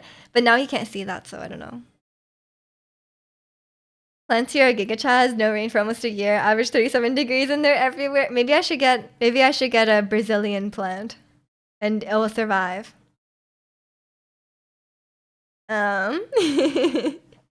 We hope we're doing well today, Led. Um, Try Filipino to my dog. He's not Filipino, but I can try.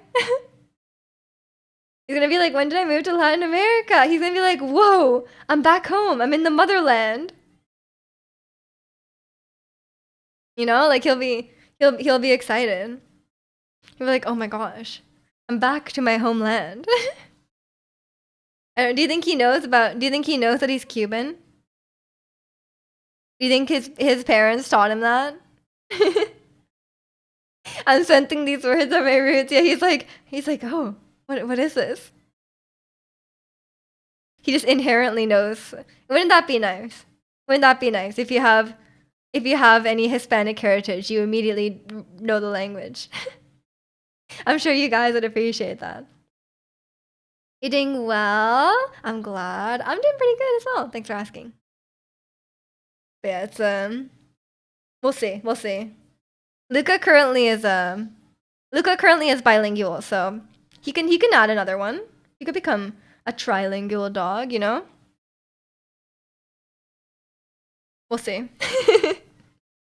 He doesn't like to listen these days, so I don't think he doesn't really like commands. And I think his hearing is getting worse because he's getting old, which sucks because he's already blind. So it's tough out there for dogs. And welcome in, Vinny. Tips on getting a girlfriend. I think you should just engage in hobbies that you like, where you can meet people and, yeah, just be a nice person. Be a nice person. Be friendly. Go in there with the intention of getting to know people, making friends, and I'm sure it'll come naturally.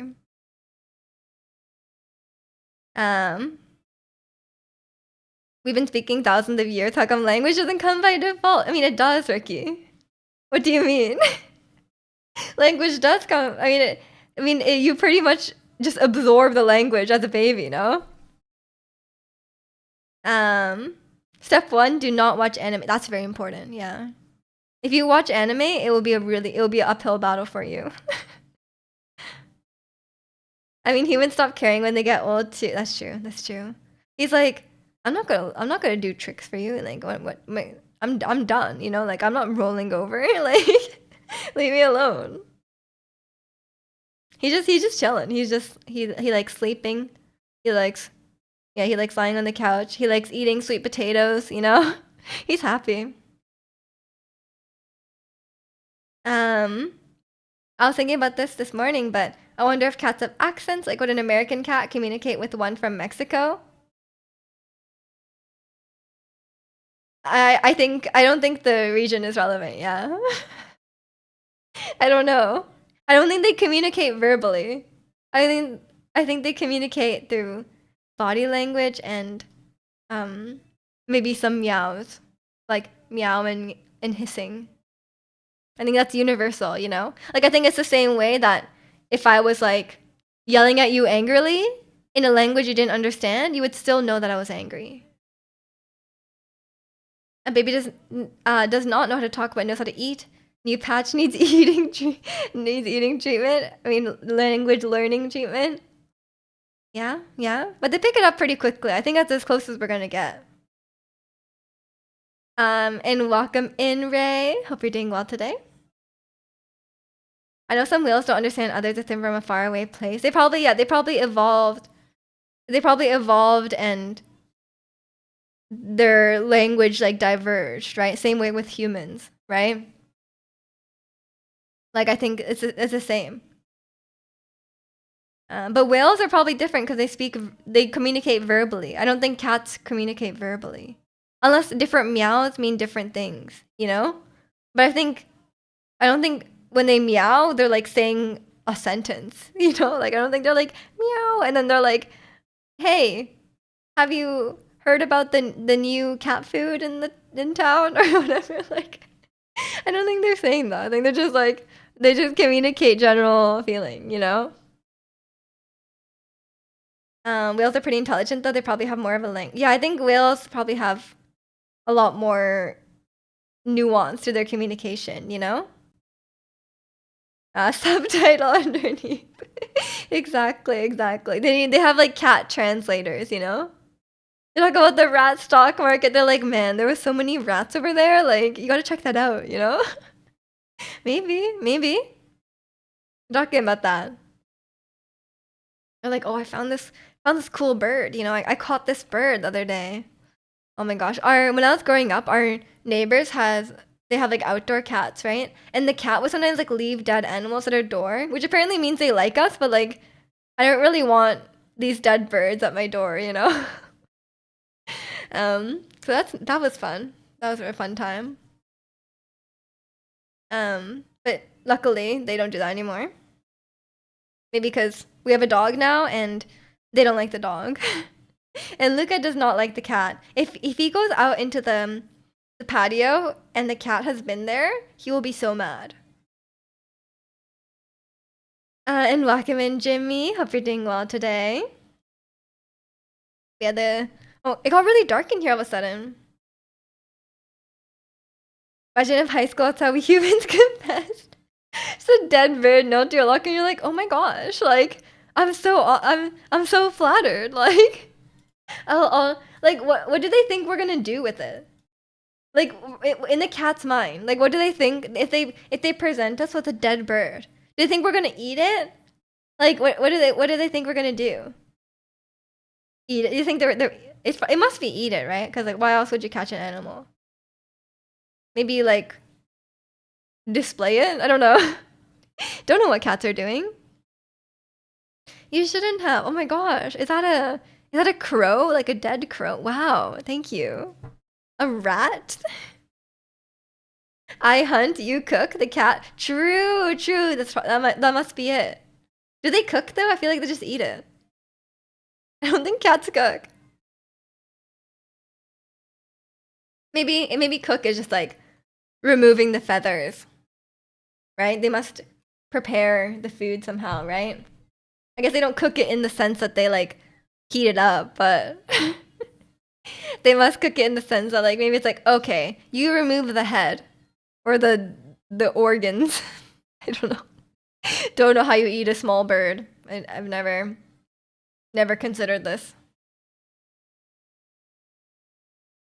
They just eat it the whole thing with the feathers? You'll see some feathers that fall out though. Really? Oh. What about the feet? They eat the feet. What about the beak? Surely you cannot eat the beak.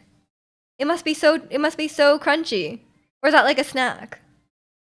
I feel like you couldn't bite through that. Feathers are very nutritious. I feel like there's no way. That must be why they always have hairballs, right? Oh no, the hairballs are from their own hair. They just digest those feathers? That's crazy.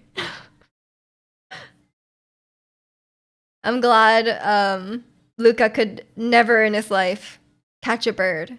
He tries. I mean, I don't know if he's trying to catch them or just trying to scare them away. Cause like dogs like will like bark and like chase after birds, but I don't think they're really trying to like catch them or anything like that. I think they're just trying to like maybe just scare them. I don't know. How's your good boy Luca? He's doing good. He's doing good. He's old, but he's just chilling, living his life, you know? Feathers are made from keratin, which is a protein. Oh, I guess it is nutritious. A good job on the cats, I guess. They must leave some stuff behind. I guess they just eat a whole. If you're really hungry, would you do that? I don't know. I feel like I would still want to. If I was really hungry in the wilderness, I'd still want to prepare the food. You know, like I feel like you know, I'd want to gut it and cook it, you know, rather than like eat the whole thing. I feel like even if I was really hungry, would I eat feathers? No. Maybe if I was like dying, I would eat feathers, but they don't sound very good to eat.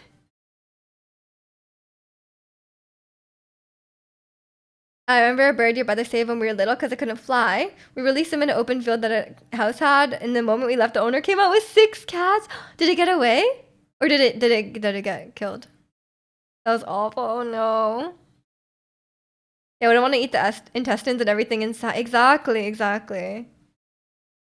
It didn't. Oh no. I guess 6 cats is a lot of cats. Yeah, it's the poor bird. You went through all the effort of saving it. Nature is metal. It is. It is. They're ruthless out there, you know? It's tough out there. If you, I guess what animal would be the best if you were in the nature, you know? Like a bear? I feel like being like a little mouse or something would be stressful, you know? If you had so many predators. Crocodile? Okay. Apex predator. Yeah, being an apex predator would be ideal.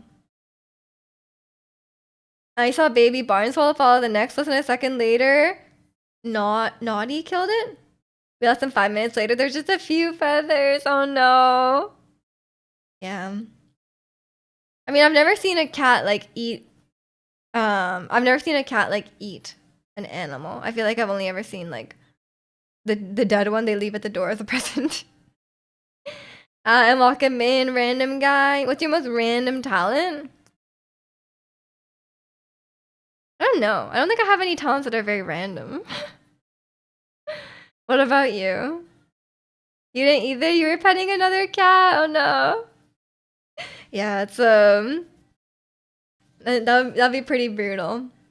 I mean, sometimes I see like leftover bird feathers out in the wild. I'm assuming something else got it, right? You do a split as a guy. Damn, that's impressive. I used to be pretty close to like my front splits, but I don't think I could do a side split. That's never gonna happen. I think it's hard. I think side split is harder.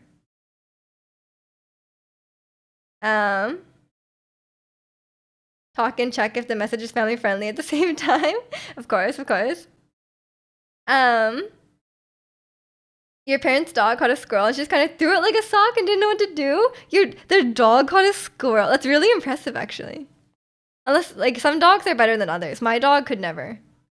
He's so clumsy. He would never catch one. Yeah, I think the side split is much more difficult. I was trying to get my splits for a while, but I gave up. maybe I'll give it a try. I'll get back into it. There's one feather, I think it fell out. It only says a little cluster. I think that means something got. Yeah, sometimes I see little clusters. My dog once chased a squirrel up a tree and it actually nibbled it for a second until it got away. Wow. That's impressive. Yeah, my dog could never. He's never gotten even anywhere close to a squirrel. Like within like 20 feet, probably. You'd be such a bad streamer. Sometimes it's like a borderline. Like someone says something and you're like, that's suspicious. Like they say something suspicious, but they haven't said anything bad yet. You're like, don't know about that one. And welcome in, Elisa. I've missed you too. I've been good. How about you? I had a little time off and I was hanging out in Vancouver. But now I'm back. I'm streaming. I think my dog got lucky to catch it. She's pretty unathletic. Yeah, maybe the squirrel just wasn't paying attention or something. But yeah, I think Luca would have to get pretty lucky to catch anything. Because I mean, I think with the dogs, they're not very stealthy. That's the problem, you know? Like, I think cats would, like, sneak up slowly and then try to get the animal, but dogs just run, like, full speed, like, they're just running at it. So I think the animal would see it or hear it coming. But these days, like, the nice thing now that he's blind is that he doesn't bark at, like, he won't bark if he sees, like, a squirrel outside. Like, because before, like, we have glass doors that lead to our patio, and he would see, like, a squirrel outside, and he would, like, bark at the window, right? But now he can't see them, so he never barks. Um, so glad I'm back. Thank you, thank you. You've been good too. I'm glad to hear that. It's great to see you. Maybe you can get a blind squirrel. Maybe if the squirrel was blind and deaf, you could catch it. But I feel like that squirrel would be dead. You know? I feel like they don't survive. I was thinking about this recently too. Like, before they invented glasses, do you think like the people who had bad vision just died out? Right? Like they must have just not been able to survive, right? Because I was thinking like if I didn't have my glasses out in the wilderness, I feel like I would be pretty useless. Had to so stealthy as fun watching them trying to sneak up on birds. Almost never get them though. Yeah, they're very stealthy and very strategic about that. Addicted to the cat videos where a GoPro's attached to their collar. I like the videos where like they leave their dog at home and then they like attach the GoPro, or they like leave like a snack upstairs and see if the dog really won't eat it. Like they leave something on the table, and they're like, "Don't touch it," and then see if the dog leaves it all day. Evidently not, or the genes wouldn't have been passed down. They didn't die out since their low vision ancestors are still populating the earth. But maybe like back then they didn't survive. Like maybe they, or even like they had mildly bad vision. But now I think with like books and screens and stuff like that, people's visions are worse. Maybe it's like a more recent thing. I don't know. Having 620 vision would be a death sentence. I know. I think if I was watching Yellow Jackets and one of the girls has glasses and she drops them at some point in the woods, and I'm like, I would be dead. Like I would be so useless. I was thinking about that in an apocalypse situation, you know? Like I would need to make sure my glasses never break, you know? Cuz I would not be able to kill a zombie with my current vision. Books are very bad for your eyes. At least that's my excuse not to read. I was such a bookworm as a kid, and that's probably why I have such terrible vision. I have really bad eyesight, so I think it's because I was reading so many books as a kid, and I think I didn't wear my glasses enough when I was a kid. I think that doesn't help as well, because I think if you don't wear your glasses, your eyes get worse. So I think that was hard for me. I mean, apparently your vision gets worse faster if you start using glasses. Maybe some of them never really got bad vision because of that. I think it's the opposite. Like you start training your eyes more if you don't wear your glasses, and your vision will get worse. That's what I was told by the eye doctors. I read a lot and like screens as soon as I got them. I mean, it's also genetic. Like some people like look at screens all day and they're like completely fine, right? There's a huge genetic component because like both my parents have bad vision and pretty much everyone in my family has bad vision, so I think I never stood a chance. But I think some things can definitely contribute. But if you have good genes, you just have good genes, you know. Library must be in league with the optometrist. No. We had different eye doctors for sure. I'm gonna trust the Canadian. Yeah, that doesn't sound right. Cause like, why would they give us glasses if that was the case, right? What would be their motive for telling you that? Maybe it depends on your prescription. Like if you have like a really low prescription, like sometimes they say like, oh, you don't need to use your glasses that much, right? And so it depends on the type of vision issue you have. For profit healthcare in the US, possibly. Because it wouldn't get better anyways. That's true. It's not gonna get, your vision's not gonna get better. But actually, you know, apparently your vision can get better. Okay, this one doesn't apply to you, but apparently your vision can change. You can have vision changes if you get pregnant. So some people get better vision after pregnancy, and I'm like, that's weird. Like, what's up with that? It's probably both. Your whole family has bad vision. How long ago was agriculture invented though? All you need is avoid other tribes and big animals. That's true. That's true. I mean, yeah, I feel like I could survive. Like, but I feel like I wouldn't. Some things like a lot of things I wouldn't. I feel like I wouldn't be able to hunt, right? If you eat carrots, you can see at night. Confirmed. Confirmed. So close, Ricky. Just get knocked up. What do you mean? Give it a try. Morning sickness for 2020 vision? I mean, I don't think a child is cheaper than LASIK. Like LASIK these days is like what?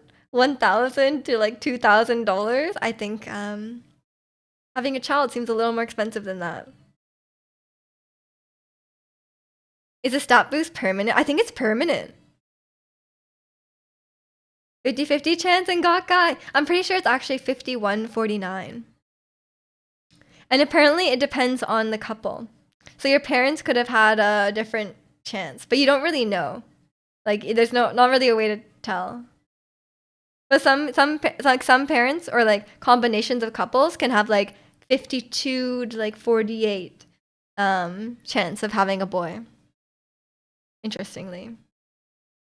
But apparently having a chance of a boy is a little bit higher. Kids are very expensive and there's other drawbacks. They live very long. Unfortunately, kids are living long. Depends on the hunting. I've read about tribes digging pits and chasing large animals into it or off cliffs.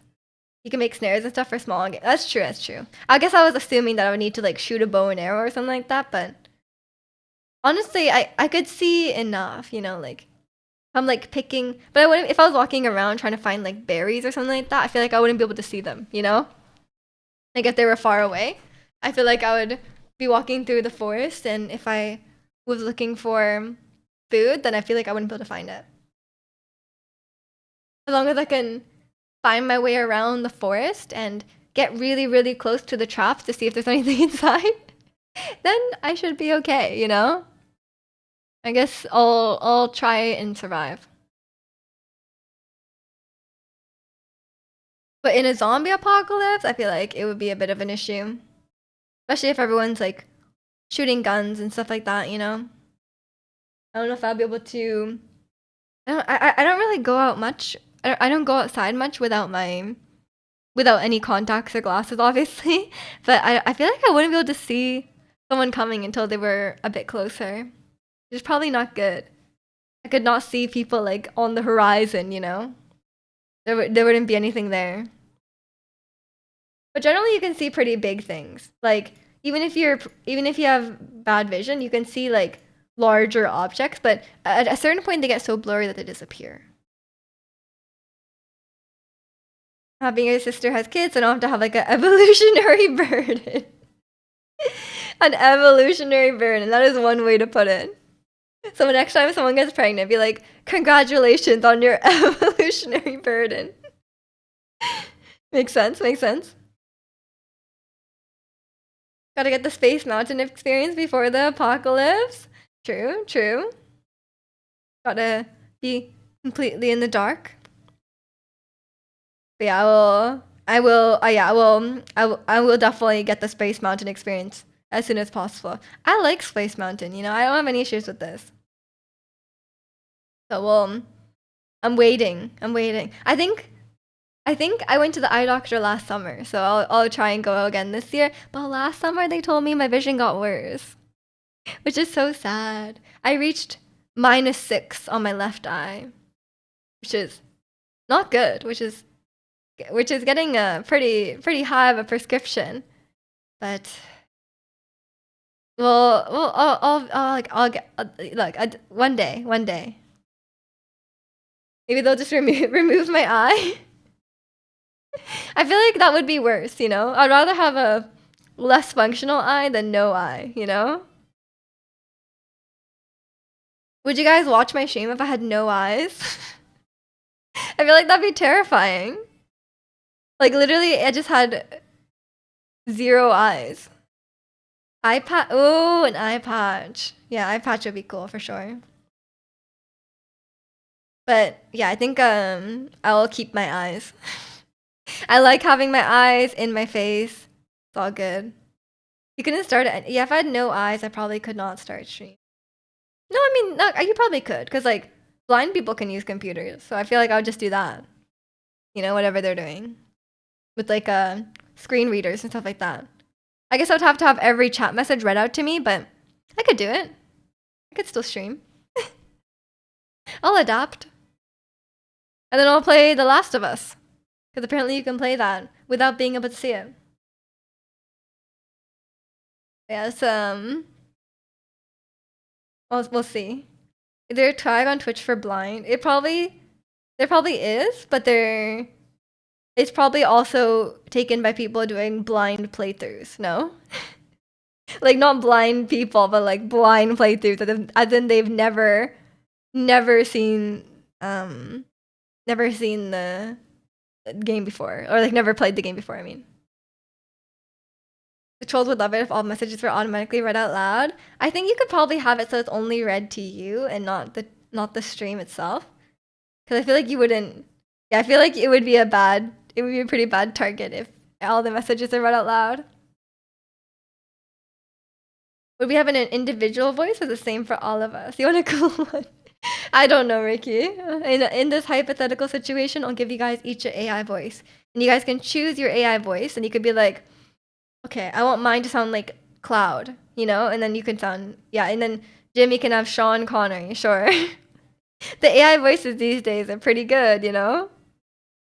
Could be fun. But yeah, it's I don't think we'll have to worry about that. We don't need all the messages read out for us. I don't have any text-to-speech things on my channel, so. I'll take Gordon Ramsay. Okay, okay.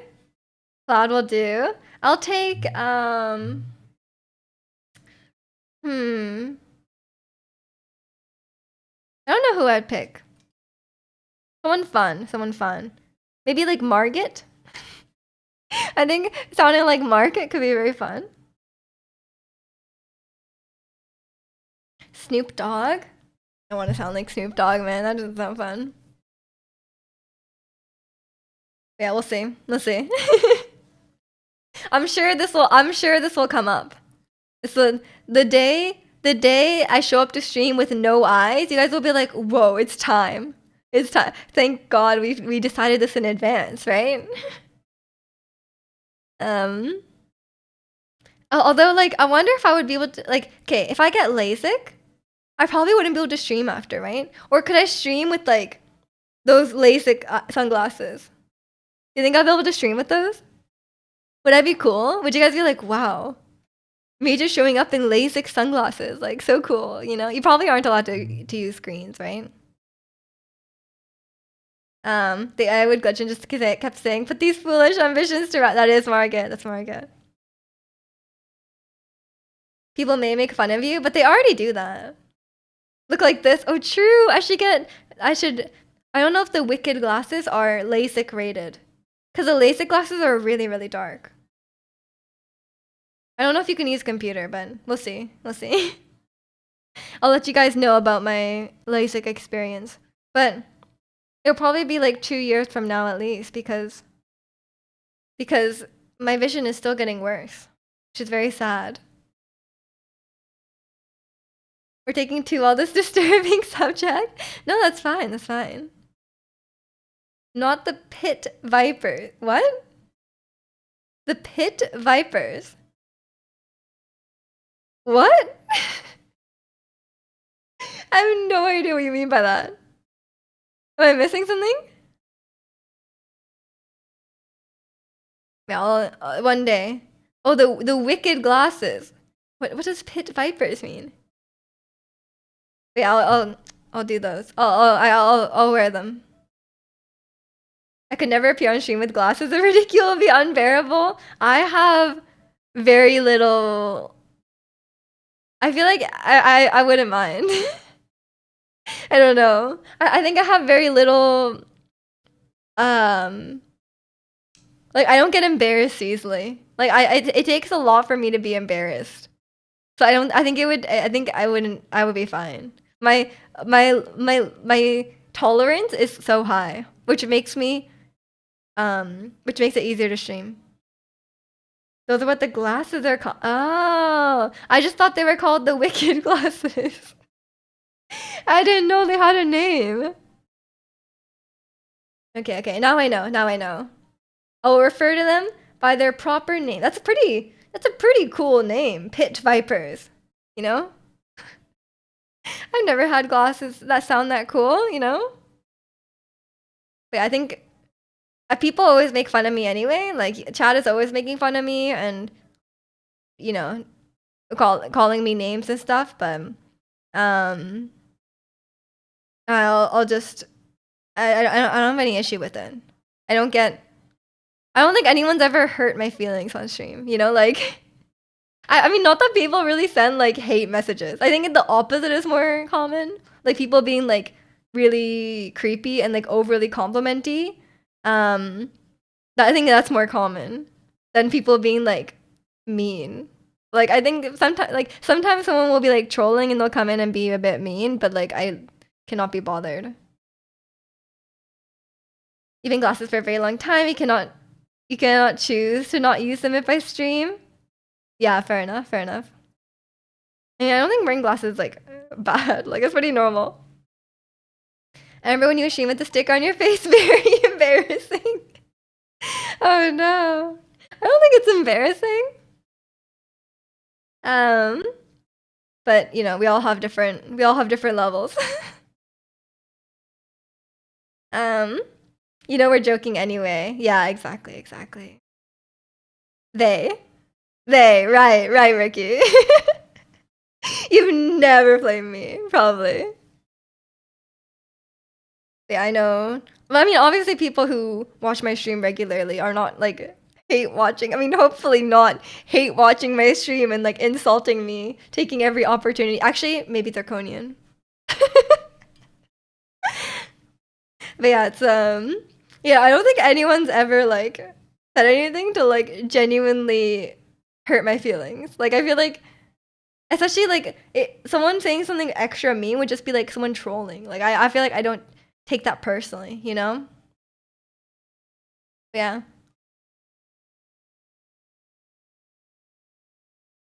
And I've probably only been genuinely embarrassed on stream like a few times. I can't even remember what the situation would have been. I have no idea. I have no idea. I feel like sometimes I get flustered, especially like say like if a streamer I really like came into chat or something like that, or like I got raided by someone that I thought like for example, I got raided by Brian Duckart who plays or Brian Duckart and his wife. But he plays Connor in Detroit to Become Human. So I was like a big fan of his, but he actually didn't show up. But I was like panicking in the moment, but I didn't say anything. I was just like, "Oh, thanks for the raid." But in the inside, I was panicking. And then I like went into the mod chat. I was like, Gwen, guess who's here? Hate watching is a thing. Exactly. The hate watchers are watching and hating. Oh no, right now as we speak. I feel like hopefully they have something better to do, you know, than hate watching my stream. I don't know what I could do that would make someone hate me so much though. Like what have I done? Like on Genshin, like maybe I insulted a character they like. Maybe they're really big. They love the Genshin characters that I always flame on. I don't know. I have no idea. This hate talk and hater meme showed up on my feed. What? That's crazy. They must be reading your messages. What the heck? That's crazy. That happened to Chicano too, right? We were talking about something related. I can't remember what it was, and then it came up on his feed. I remember I watched your first stream for a bit. Nothing to do with the confidence you have now. I was so shy on my first stream. I was really, really quiet because like, oh, lightsabers, yeah, RGB lightsabers. That was crazy. I think Twitch reads your messages and like sells it for advertisers. No, I think it must be. I think it must, like most places are. Like most things you do online are like sold to advertisers, right? But yeah, on my first stream, I was pretty quiet. Because I had never like spoken on stream, but I feel like I became the way I am now within like within like a month, probably like a week, maybe a month. I think it was pretty quick that I got pretty comfortable on camera because like I think it was just weird to be on camera for the first time and be speaking to the camera for the first time, you know? I think everyone's first stream is a bit awkward because it's like it's so weird, right? Like it's such a weird concept. Um, it's so funny seeing how some of your faves started. I don't think I've ever watched anyone else's first stream because like a lot of times people don't save their first stream, right? Like where did it shift from awkward to funny? I don't know. I think I was just like quiet at the start. But I had like my friends would watch me and then they would like my brother would be watching at the start as well. Like before I got affiliated, he would watch my stream to help me reach the you need like 3 average viewers for affiliate. So if you just get a friend or two to watch you, it's like helpful, right? So I think he always had my stream open at the time. Streamers are YouTubers. Yeah, for sure. I think a lot of streamers don't save all their streams, especially at the start, right? Because like for me, I very consciously saved all my streams from the very beginning. That's why I have literally every stream archived, except for ones that like got like really copy strike somehow. But those are still like I still have them, but they're not. I can't publicize them because they're like blocked, right? Um, but yeah, I have every stream saved. Then the haters started watching. No, the haters came in. No. I don't think we had did we have any haters? I don't think we really had any like drama, you know? Like I don't think there's everyone's been pretty chill. Like I think we've only had people who like break their rules, you know? And that's not really like drama. That's like their own thing, you know? Sometimes people like people come and go, of course, but sometimes I've had a few instances where um I've had a few instances where people like will leave over like really small things or something, or they'll like like it'll just. But like I don't think there's been any. I mean, as far as I know, there hasn't been any beef between people in the Discord. Maybe there has behind the scenes, but I don't not that I know of. Raise his hands. What? Come on, Angel. Nice weaves are the cool guy. Right. I mean, I feel like female streamers have their like mostly it's just like people being creepy to them, you know? Like I mean, I'm sure you have drama if like the community gets big enough or like if certain people come in and like start drama. But I think the most things you have to worry about is like people like people DMing you and like being creepy or like stuff like that. That's the most common. And it's very common.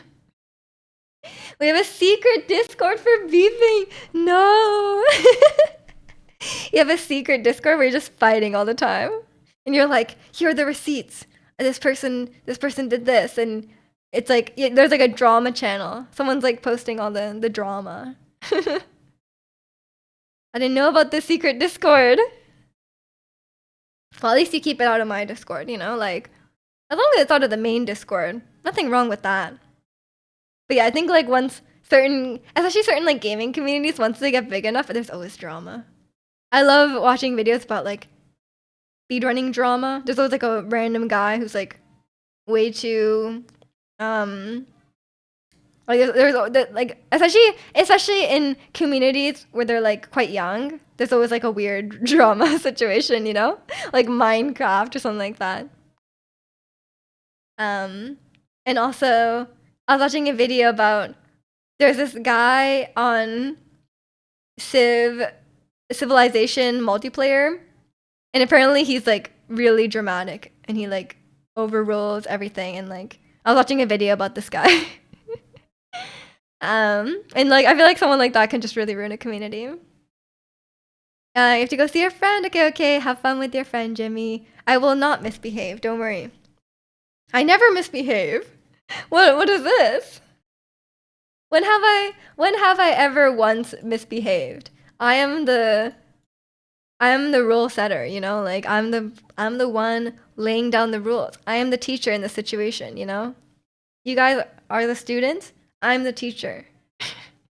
I'm not teaching you anything, but like in terms of the power.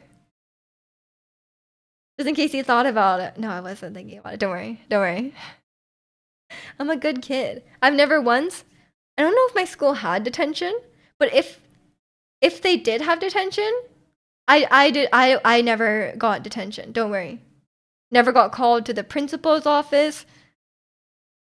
Unless like there was something that had to be said or something, but I never got in trouble sent to the principal's office, you know? I was a good kid. I was a good kid. Snitching. I wasn't snitching. I wasn't snitching. I'm sure there was some like administrative thing that had to be done. I feel like I've been to the principal's office at one point, but I can't remember what it was for. The Miju slander begins. Oh no, are you guys slandering me in the beef Discord? Keyboard, what? No, I'm still a good kid. There's no situation where I would get in trouble right now, you know? Like, who's gonna get me in trouble? Like, I'm not in school, you know? Is it my mom? My mom I haven't gotten in trouble. You knew pretty well the principal's... Ricky, what were you doing? What did you get sent to the principal's office for? What happened? Yeah, I don't even think our school had detention. I don't think that was a thing. I've never heard of anyone getting detention. You probably just get like in trouble. Like I don't think you get detention. All the personnel liked me anyway. I don't know how. You were nice when you got sent there all the time. They knew you well. Maybe that's why. What did you do, Ricky? What did you do in school?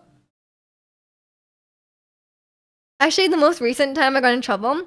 Okay, genuinely, the last time I got lectured, like full on lectured. This happened last year when I was 2 years ago when I went to Japan by myself. Okay, we went to sushi. We went to conveyor belt sushi with my grandpa and my aunt. Okay, and once we finished, I was like, oh, I want to pay for it. And then I tapped my card, and then I got in trouble. Like they were like, no, like you cannot pay for the food. Like it's not allowed. I got a genuine, serious lecture in the car from my aunt and my grandpa about how I should not pay for things. I was like, what is this? What am I getting in trouble for? Old folks get mad. Like legitimately, I got lectured, and then my grandpa gave me cash. And then he gave me too much cash. Like it was like not even, it was like 20 something dollars. He gave me 50. And I was like, okay. Thank you. But yeah, I got in trouble because he wanted to pay for things for me. Which is nice, which is sweet, but you ran a lot, escaped the place where you gotta stay between classes in the conservatory, didn't go to some classes. Oh, fair enough, fair enough. Sometimes I would leave school as well, but when I was in high school, we didn't have to. I think it's so silly. Like if you're a high school student and you're like 15, 16, and they don't let you leave the property, like come on, like we were allowed to leave the property. Like not in elementary school, but once we hit high school, once we were 13, 14, we were completely allowed to leave whenever you want. My friend lived close to school, so I'd always go to her house for lunch. And we would watch Phineas and Ferb. We would go to her house for lunch and we'd watch Phineas and Ferb. Free food, free money just costs a tongue lashing. Exactly. But yeah, old people, parents, older relatives, I think they feel bad if the younger person pays, you know? This whole time I was there, I wasn't allowed to pay for a single thing. My mom was like, "Oh, make sure you pay for." We went away on a little trip, and my mom was like, "Make sure you pay for the hotel." And I was like, I couldn't. I was like, "Mom, I tried." Like, I tried to pay. I'm not allowed to pay for a single thing. I did well in the exams. That's the important part. Of course. Yeah, I think it's silly. I think it's silly to say like, oh, I mean, okay, maybe if you live in a dangerous, like maybe for schools in like a dangerous area, I can understand not wanting the kids to leave, right? But if the school is like, if the kids are like walking to school by themselves, like surely it is fine, like for them to leave the school at lunchtime. Like I don't think there should be any problem with that. I think sometimes schools are way too strict with that. I think it's silly. Like some schools are so strict, right? Um, and like even in like high school and stuff like that, like I think if you miss a class, like I don't think it should be that big of a deal. Like as long as you still do well in school, if you miss a class, it's not that important. Because like here in university, you can miss whatever class you want, right? Like as long as you do the things you need to get the grades, then you're fine. Like you don't no one gets mad if you miss a class. But some some places like they do take attendance. I'm like, that's so stupid. Like if you can learn the material and you can pass the test and you can, you know, you can do the homework, then like why do you care so much if I go to the class? Um Got in a few fights. You were young, don't judge. Yeah, you were. I spit from 3 floors up, got on the head of an older student. He got pretty mad at me. Why are you spitting? Why are you spitting? I never started the fights, but except the spit. Valid. Don't spit on people, man. Ricky as well. You were wild. I didn't know. We're getting so much Ricky lore. Like, what the heck? I didn't know about this. Ricky's was a bad boy back in school. Now I'll remember this. I'll remember this. Wait, so you were aiming for that guy? You hit him with your spit from 3 floors up? That's actually a little bit impressive. Like you had like crazy aim. Did you try a few times or like was it like immediately like no scope, spit 3 floors? Like that's I don't think I could do that. I've never tried to spit out. I never tried to spit like far. Like I don't know. Like I feel like I've never tried to spit a distance, you know? I don't know if I could. Don't ever walk a floor immediately. Yeah, we'll remember this. Don't ever cross Ricky. He will beat you in a fight and spit on you. You don't remember? I mean, it is impressive, yeah. With your spit distance beat me. Well, Ricky's is 3 floors. Mine is probably from my mouth to the bathroom sink. Like when I'm brushing my teeth, I do spit out the toothpaste. That's probably the most distance I've ever spit. I don't think I've ever tried to spit anywhere else. I don't understand why people, people spit. Like, do you ever see people spit on like the sidewalk in public? Like, why are they doing that? Like, why do people do that? Do any of you?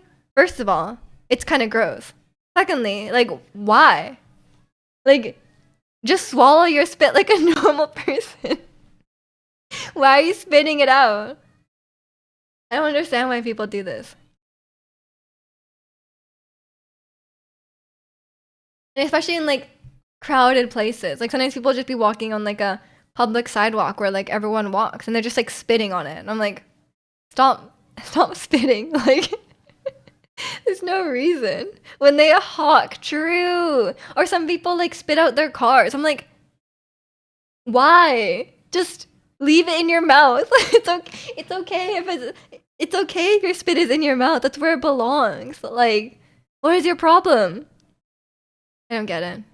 I literally like what in what world do they think that's like socially acceptable, you know? I think they do that when they have phlegm. But like why on the street? Presupposing? It's still gross. It's so weird. Every time I watch hockey, they always wear like mouth. Okay, in hockey it's a bit more understandable because they wear like mouth guards, so probably have a lot of spit. But they're always like spitting on the ground. Like they're sitting on the bench and the camera pans to them and they're just like spitting like on the ground. I'm like, man, I don't want to see that. Like, or they like put water in their mouth and then they spit it out, which apparently is like a real thing that sports people do. Because like if you drink too much water during the game, you might have to pee. So then they like, or no. If you drink too much water, you might get a cramp. Something like that. Like you're not supposed to drink like chug a lot of water during the match. So sometimes they just put the water in their mouth and then spit it out. Apparently that's like a real thing that people do. But I guess in a sports situation, everyone is spitting everywhere. It's probably fine. But on the street, it's like, come on, you don't need to do that, you know? It's like so weird. Maybe if you're in like the forest, if you're in the forest and there's like no one else around you, fair enough. But if you're just on like a public sidewalk, then maybe not. I don't see why you have to do that. But yeah, it's maybe they have braces and they have a lot of spit in their mouth. I don't know. They also slap each other's butts. It's the Wild West in sports. I know. There's so many sports things I don't understand, you know? And like, a lot of sports cultures are like super homophobic, right? Like, but they also just slap each other's butts. Like, where, like, how can both be valid, you know?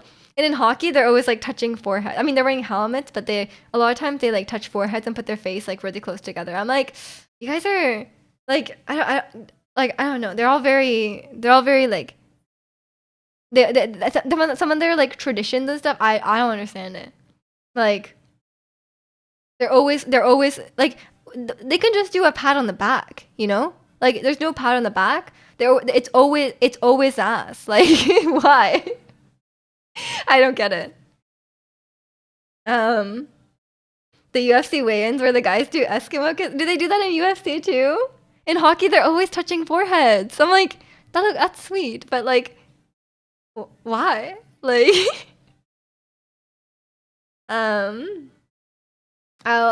there's so many sports things. I'm like, I don't understand why they do this. Sometimes they get like, yeah, they just get like really, yeah, they have like weird traditions. That's sweet. And they proceed to give each other what? CTE? Like concussions?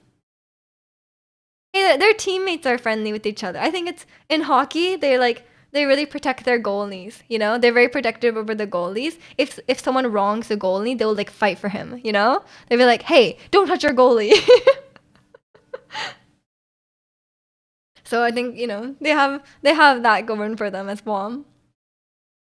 But yeah, their celebrations are sometimes very interesting. I don't understand the butt slapping thing. Like, I don't know why they do that or like, I don't know why. I feel like a tap on the back would be just fine, or you know, like a high five, something like that. Do they do that in women's sports as well?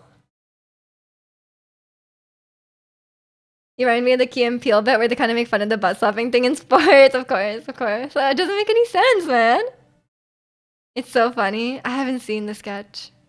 You'll have to send it. Maybe I'll look it up. You will? Okay. Why? Oh, That's the wrong thing. Why do they slap butts in sports? You played a lot of soccer. High five works perfect. Yeah, right? High five is totally fine. Why do they do it? On Monday, wait, what?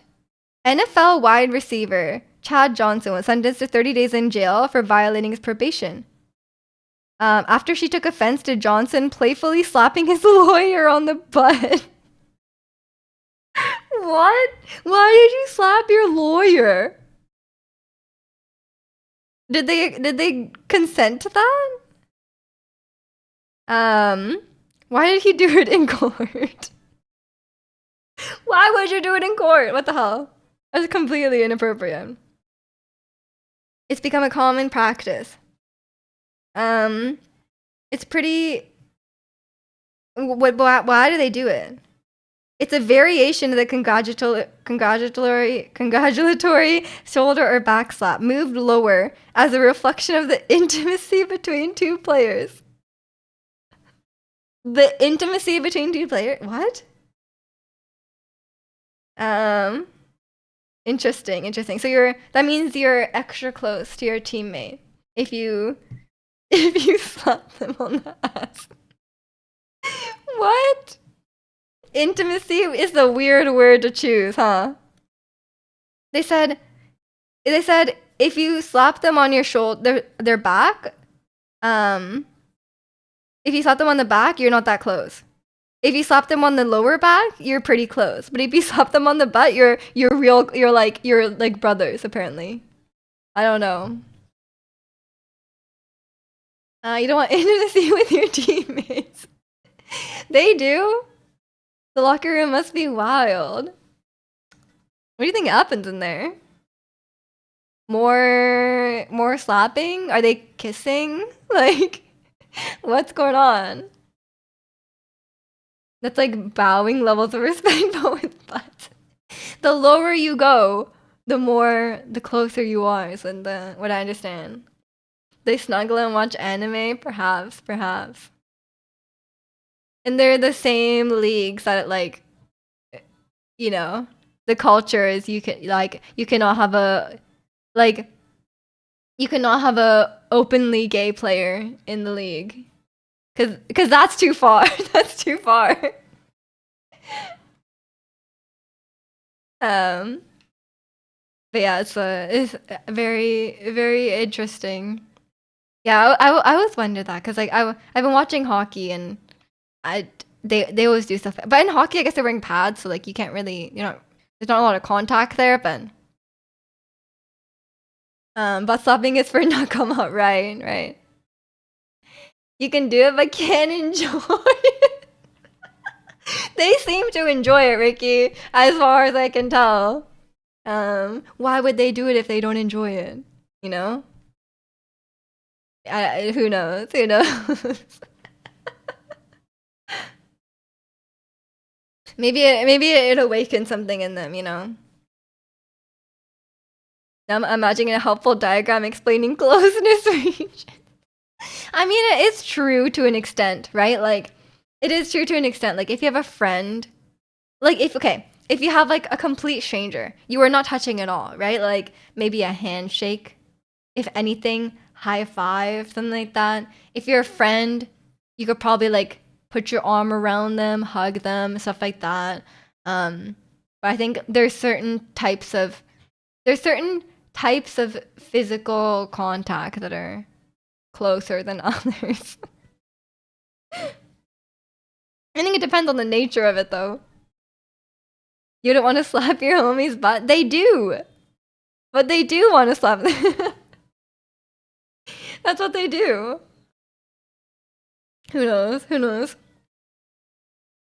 I guess it's just, like, it's like a friendly high five, but not on their hands.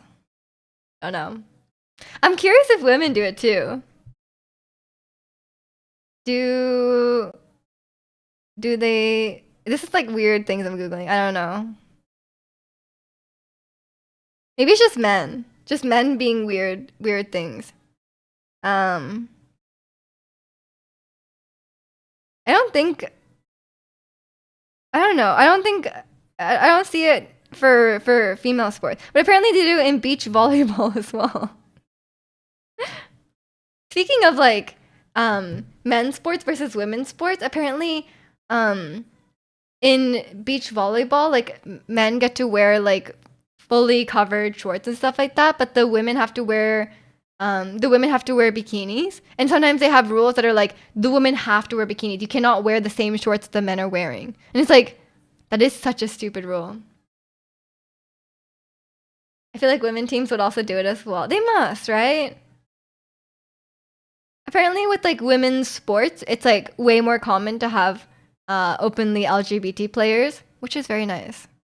It's I guess it's less of a stigma. I have no idea.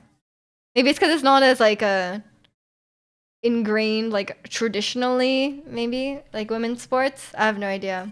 Maybe women are just more chill, or maybe there's like less scrutiny. Who knows? Maybe a double standard thing. Who knows? Who knows?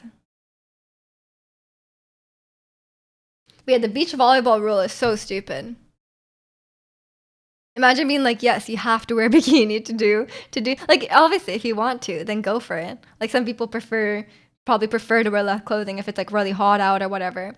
But like if it's like, oh, you can't wear this thing that the men are allowed to wear, then like come on. And obviously it should go both ways. If the men's beach volleyball team want to wear bikinis, like go for it. Because if women do it, it's mostly seen as a normal thing, but for guys, it's not really shown as a more acceptable thing. I mean, yeah, but that's a whole other thing, right? Because like it's seen as normal to sexualize women. But that's like that goes beyond beach volleyball. It's just like a cultural thing as well. Women's sports are far less popular in general. Maybe they're trying to increase revenue, but that's like such a scummy way to do it, right? Imagine like you go into a sport and you're like trying to be seen as like a good athlete, right? Like you want to be like a talented athlete, and then they're like, oh, but like, can you dress hot to like attract, like increase and like increase the viewer? Like I understand, like I bet that works, right? Like I don't doubt that works, but yeah, I feel like it's not a no, that wouldn't be a nice thing to hear. The entertainment industry is not really known for its squeaky clean reputation. Yeah, no kidding. But it's like the Olympics. Like it's not even like a TV show. It's just the Olympics. Super weird. But beach volleyball is an interesting sport. I guess it's like it's like different than normal volleyball because like the sand is like a whole other like hindrance, I guess, like running on sand. Who knows? Or you can like dive better, maybe. I have no idea. And welcome in Ticklish. What's the word of the day? What is the word of the day? You tell me. How about it is Mother's Day. Mother. Do we want that to be word of the day? I don't know. That will be the word of the day. We're talking about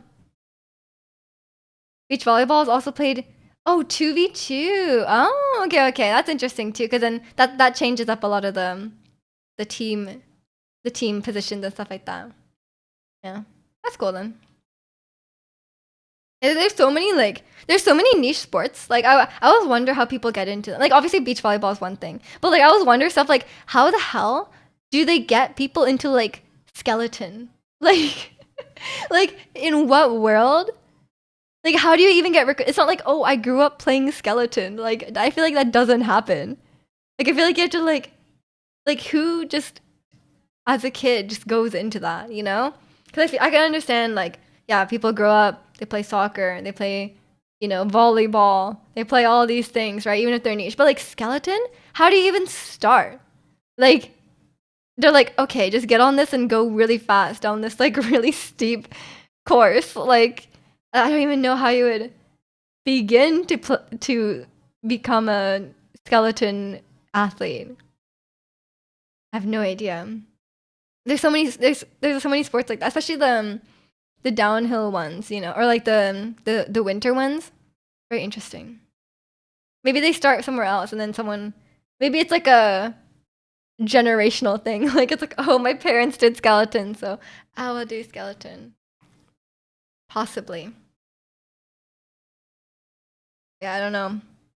There's some I feel like there's a I never watched the Olympics enough. So maybe there's some sports that I'm not up to date with. I was watching a video recently about they want to change the way they do long jump, and it's like a big controversy, cuz like before there's like a line, right? Um and like you run up to the line and then you have to jump before the line, and then they measure from the line. So like part of it is like jumping as close as possible. Like your last footstep should be like as close as possible to the line, right? So you can jump farther. Um, but also welcome in City. They want to change it so there's a takeoff zone. It's like 30 centimeters, and you have to jump from that takeoff zone, but they measure it from your foot and not from the line, which causes a lot of problems because it takes away the difficulty of, you know, pacing your like steps to make sure you're getting as close as possible to the line.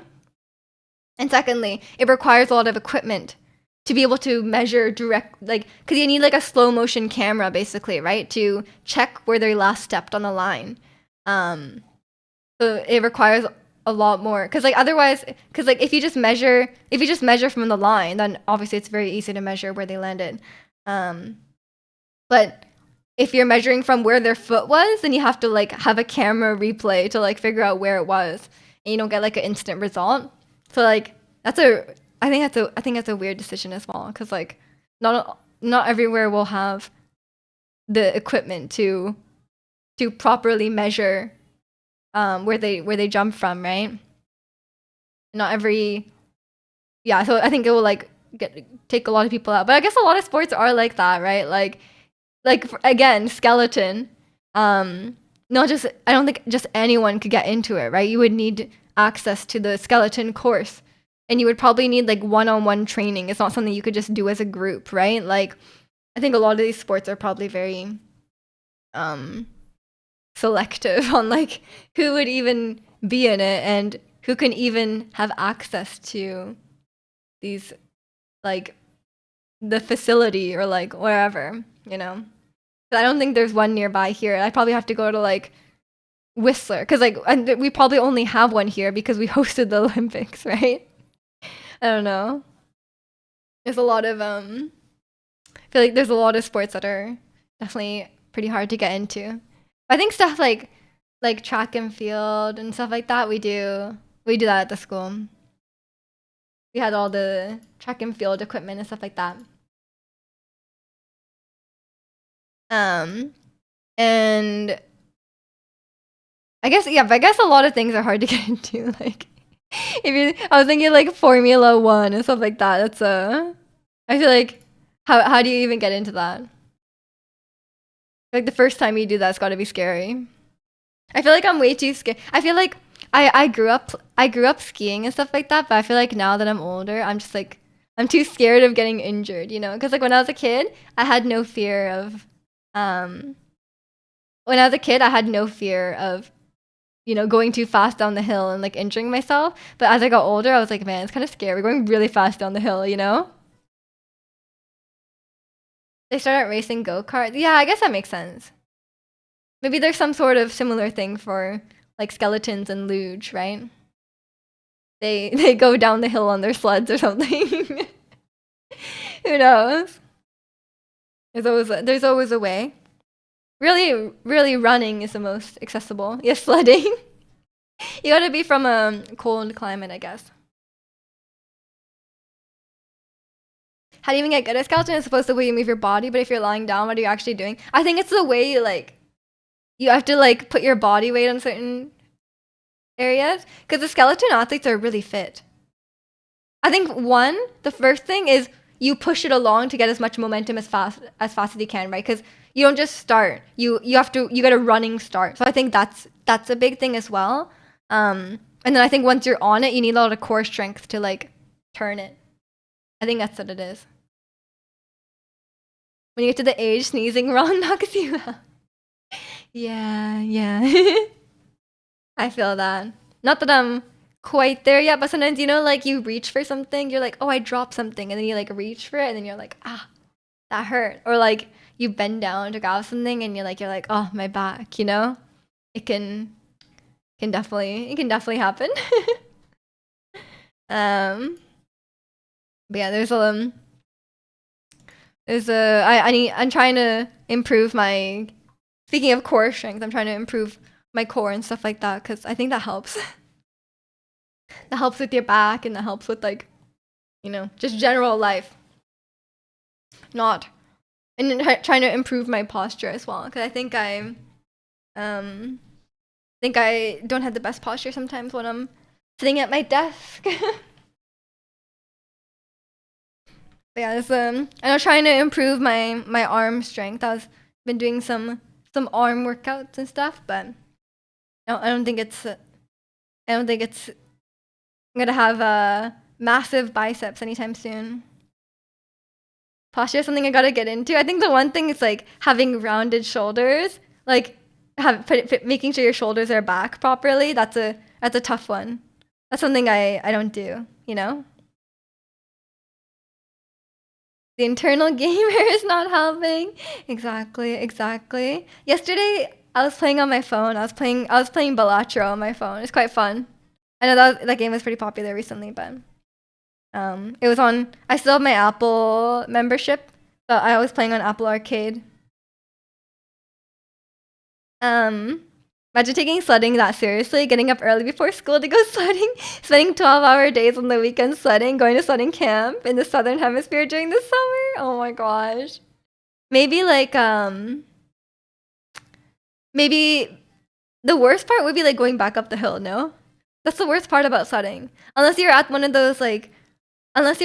those places where there's like a pulley that pulls you back up.